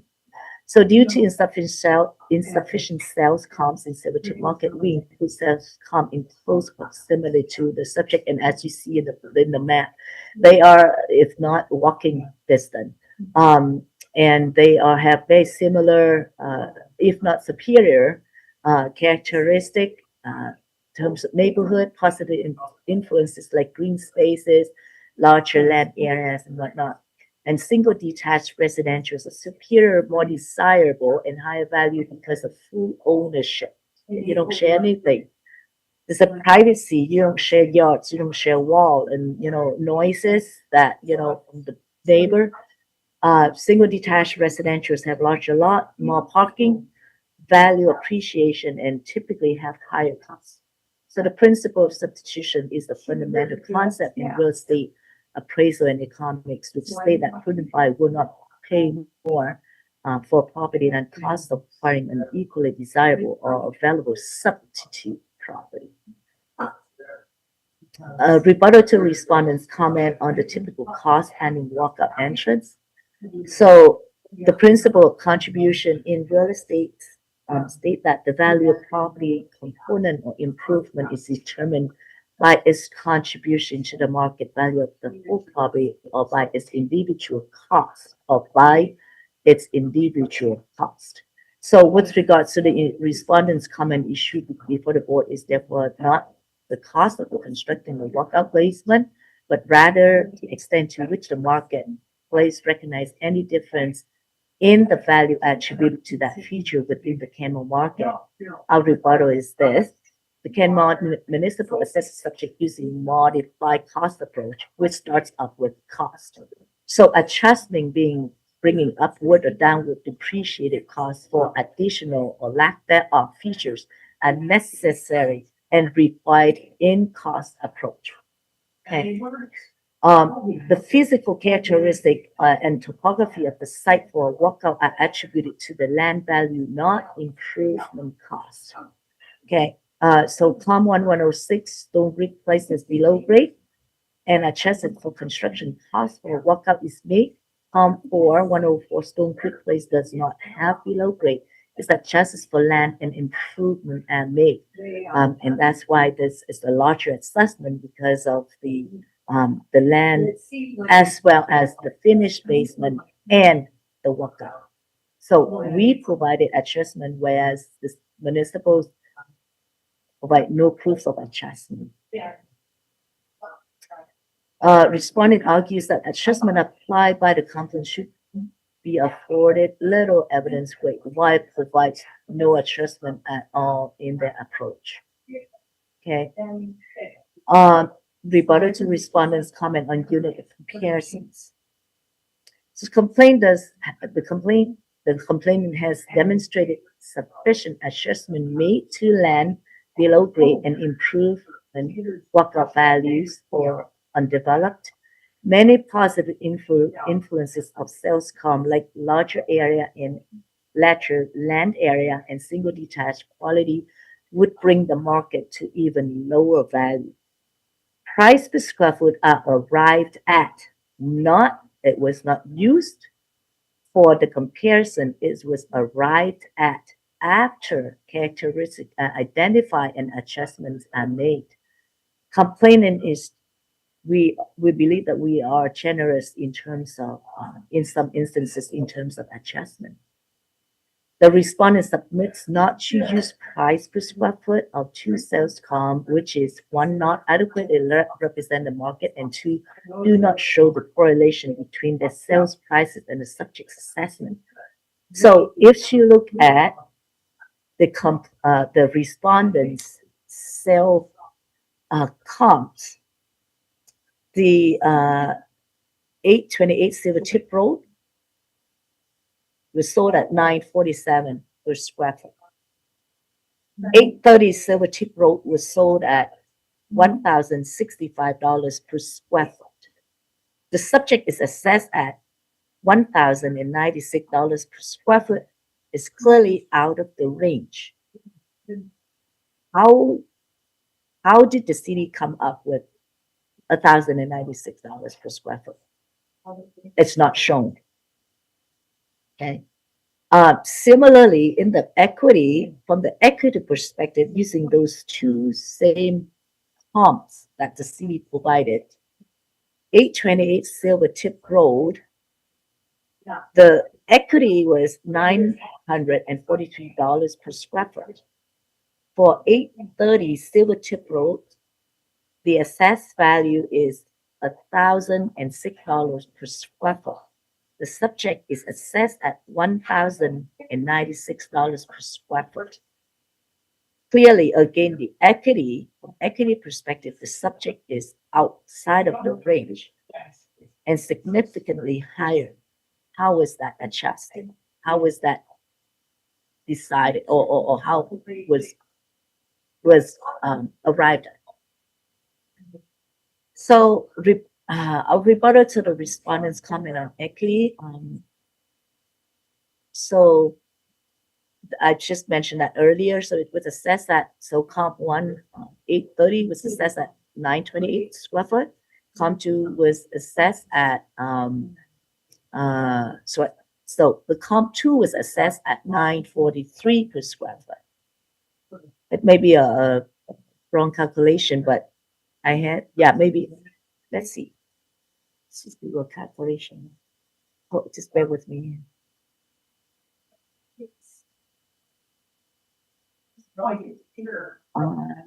So 2471 divided by 2620. Yeah.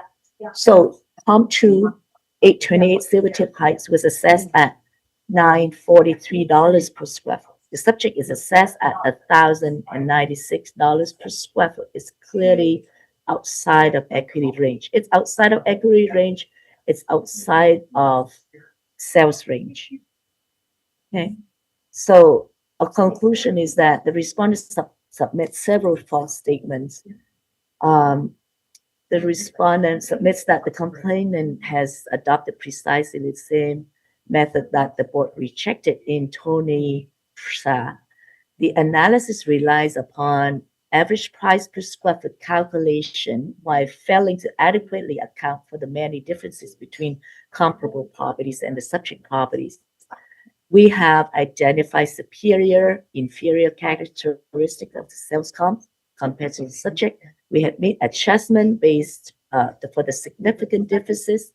And before we arrived at the price per square foot, and the price per square foot was shown to show that the subject's price per square foot clearly fall outside of the range of both the market value and the equity.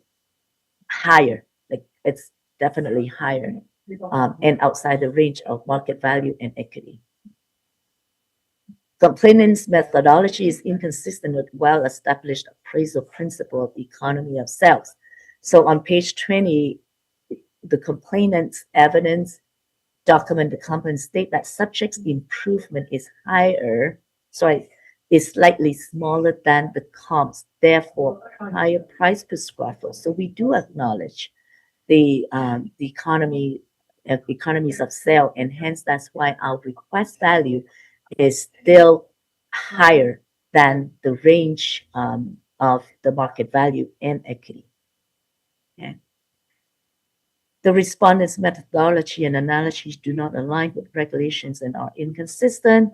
Are we looking at trust me approach here? You know, like, oh yeah, we come up with any approach, so I can come up with any approach and provide no evidence how those are backed up and expect the board to believe it.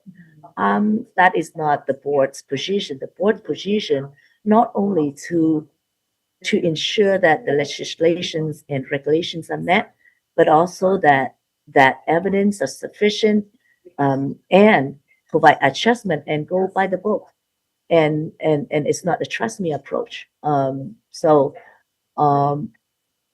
are three valuation approach that is recognized and by the book internationally: direct sale comparison, cost, and income.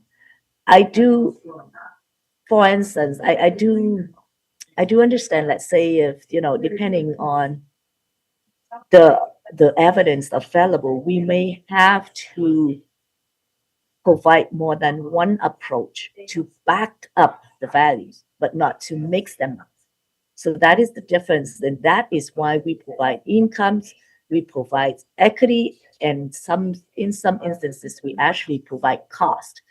And those three values backed up a range of value and a range of equity, and that's what we go with. We don't mix, and the mixing is mostly for adjustment, and need to be clearly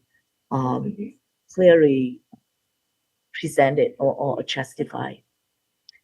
The respondent discredit the complainant's adjustment while fails to provide any adjustment other than just acknowledging that it was done based on mass appraisal and it was done annually and it was done in equity manner, but there was nothing to provide how it was adjusted, we acknowledge differences, but then how are they adjusted? An appraisal report, they clearly have adjustment, and that is what we provide, and the respondent fails to provide that. I like to see how a 26,000 square foot sales comp on average, how is that adjusted to come up with the assessed value for 2,000 square foot? Number one, without using price per square foot, and number two, without any adjustment. Insufficient data sample. Two sales do not make the market, and if the respondent acknowledges there are more than two sale comps that have been used for the mass appraisal, we could like to see what others that represent, because two sales don't make the market. So section 467, bullet number 3 of the MGA requires the board to consider whether the assessment is fair and equitable, taking into consideration of the valuation standards, legislative procedures, and the assessment of similar properties. So apparently the valuation approach that the municipal is using is not recognized by the Alberta municipal, and not adequately provided with evidence or assessment.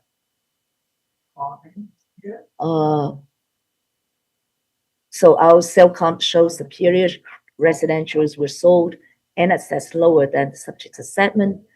Buyers most likely will buy superior properties for lower prices. So we kindly request the board to reduce the subject assessment to 1.92 million. Okay, thank you for presenting your rebuttal evidence. Are there any questions from the respondent based on that evidence? No, I don't have any questions. Thank you. Okay, thank you. And any questions from the panel? No. Okay, no questions from the panel. So we're going to move into final summaries at this point. The complainant will go first, and then the respondent will be able to provide their summary, and then there will be an opportunity for any last words from the complainant. So please go ahead with your summary, and then we'll go on from there. Thank you. So this is as an agent, I've attended many hearings, and a lot of it is the lack of evidence or providing evidence from the municipals, simply because, well, it's coefficients, we are not required to disclose them, or we come up with something and it's like and that's it. And it's market value and its assessment without a very little evidence of how they come about, or sufficient evidence. And in any valuation, adjustment has to be done. I'm not disputing that there's no adjustment of that the city has provided. And what I'm disputing is I don't see them. I don't see adjustment being presented showing how the adjustment are done and how the sales or equity or differences in characteristics, influences, renovations, anything like that contribute to the adjustment to arrive at the value. And that is from the buyer or owner's perspective. We really do want to see those and not a trust me approach. Here's the value and that is it.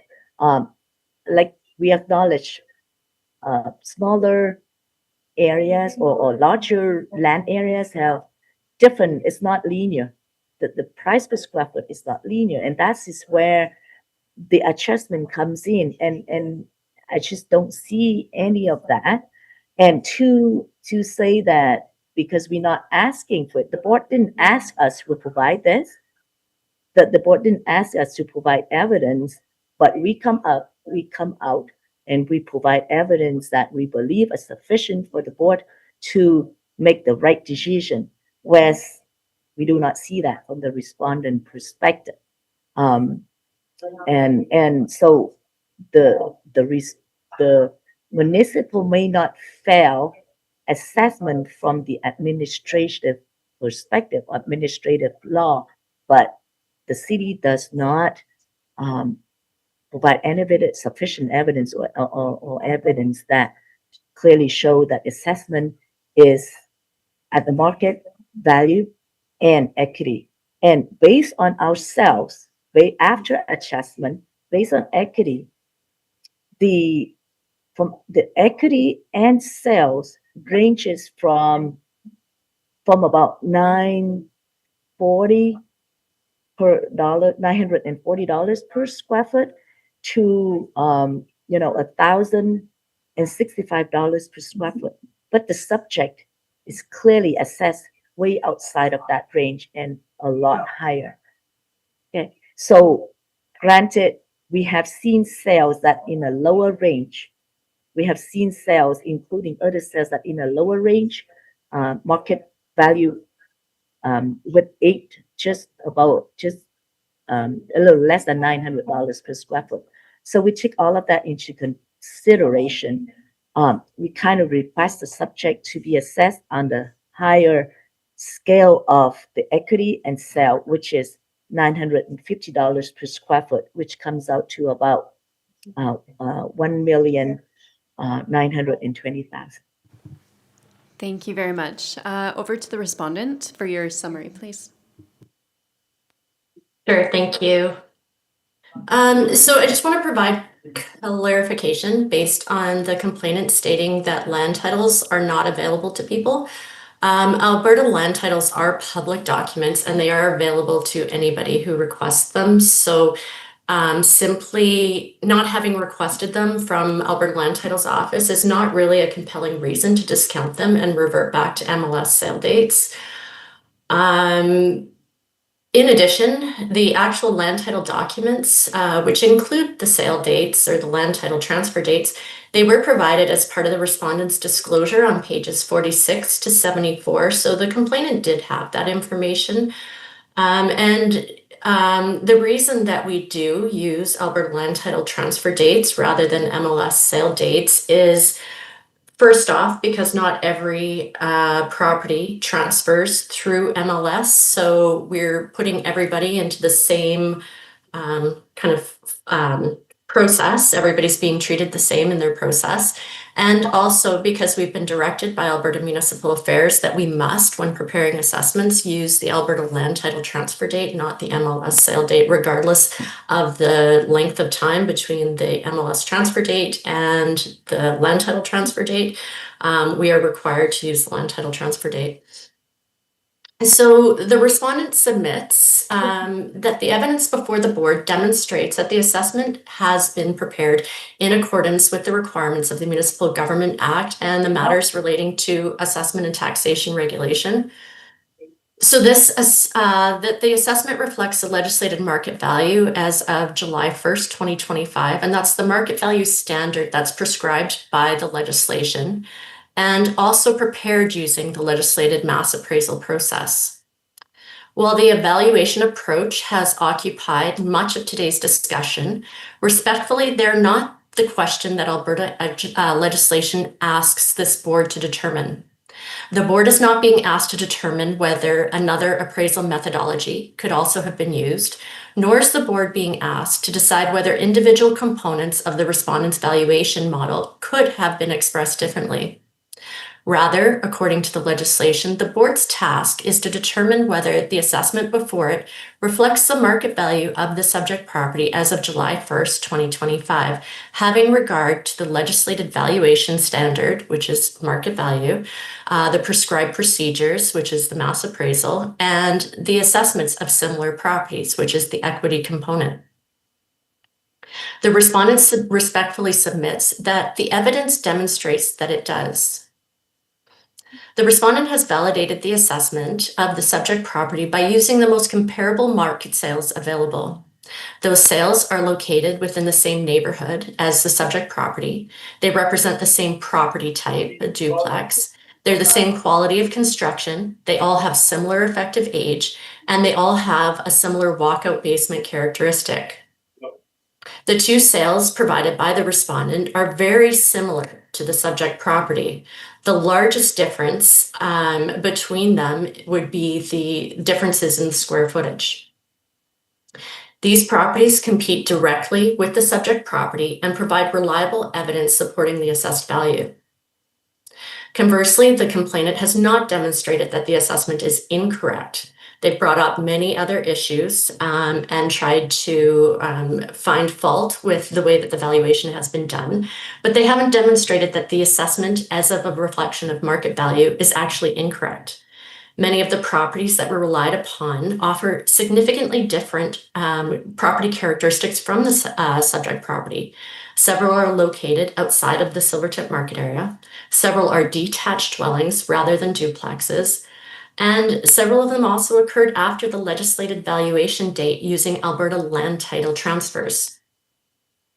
As mentioned, the complainant's walkout basement adjustments, they're unsupported by market evidence.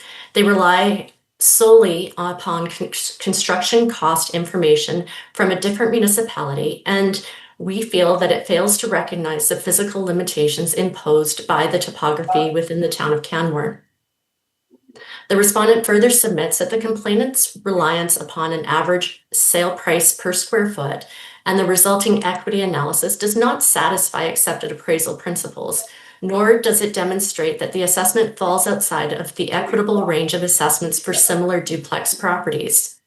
It is reasonable for the smaller property, being the subject property, to be assessed at a higher per square foot value according to market behavior and accepted appraisal principles of diminishing returns, as was also mentioned by the complainant. As is evidenced by the comparable properties assessment per square foot, with the largest property, the largest square footage, being at $928 per square foot. The next smaller sale, which we used in our comparison, is assessed at $943 a square foot. So those are the two properties that are within 80 square feet of each other, showing a difference in square footage. And then, of course, the smallest being the subject property at 1,096 square, assessed at 1,096 per square foot. It does support this appraisal principle, and it also supports the assessment of the subject property. Additionally, the complainant has criticized the differences in size being used in the respondent's two comparables, and I'd like to point the board back to the complainant's own evidence. On pages 24, we've listed the sales comparables that they have used in their analysis on a per square foot basis. And they have a range in the square footage or above grade square footage of these properties from 1,903 square feet to 3,026 square feet. So that's a very large range. And there's been no adjustment made by the complainant. So the complainant, who does have the onus to demonstrate that the assessment is incorrect, is holding the respondent to a different standard than they're holding themselves to. And finally, most importantly, the complainant has not provided persuasive market evidence demonstrating that the subject property's assessment exceeds the market value. The burden of proof rests with the complainant to establish that the assessment is incorrect.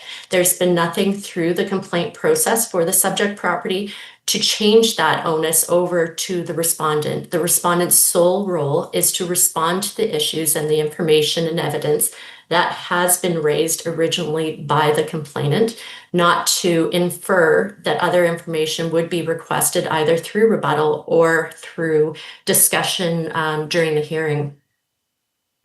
So with regards to the burden of proof, the respondent respectfully submits that this burden has not been met by the complainant. So accordingly, the respondent respectfully requests that the Assessment Review Board confirm the 2025 assessment for the subject property at $2,216,000. Thank you. Thank you for the summary. And now over to the complainant for an opportunity for just some final last words.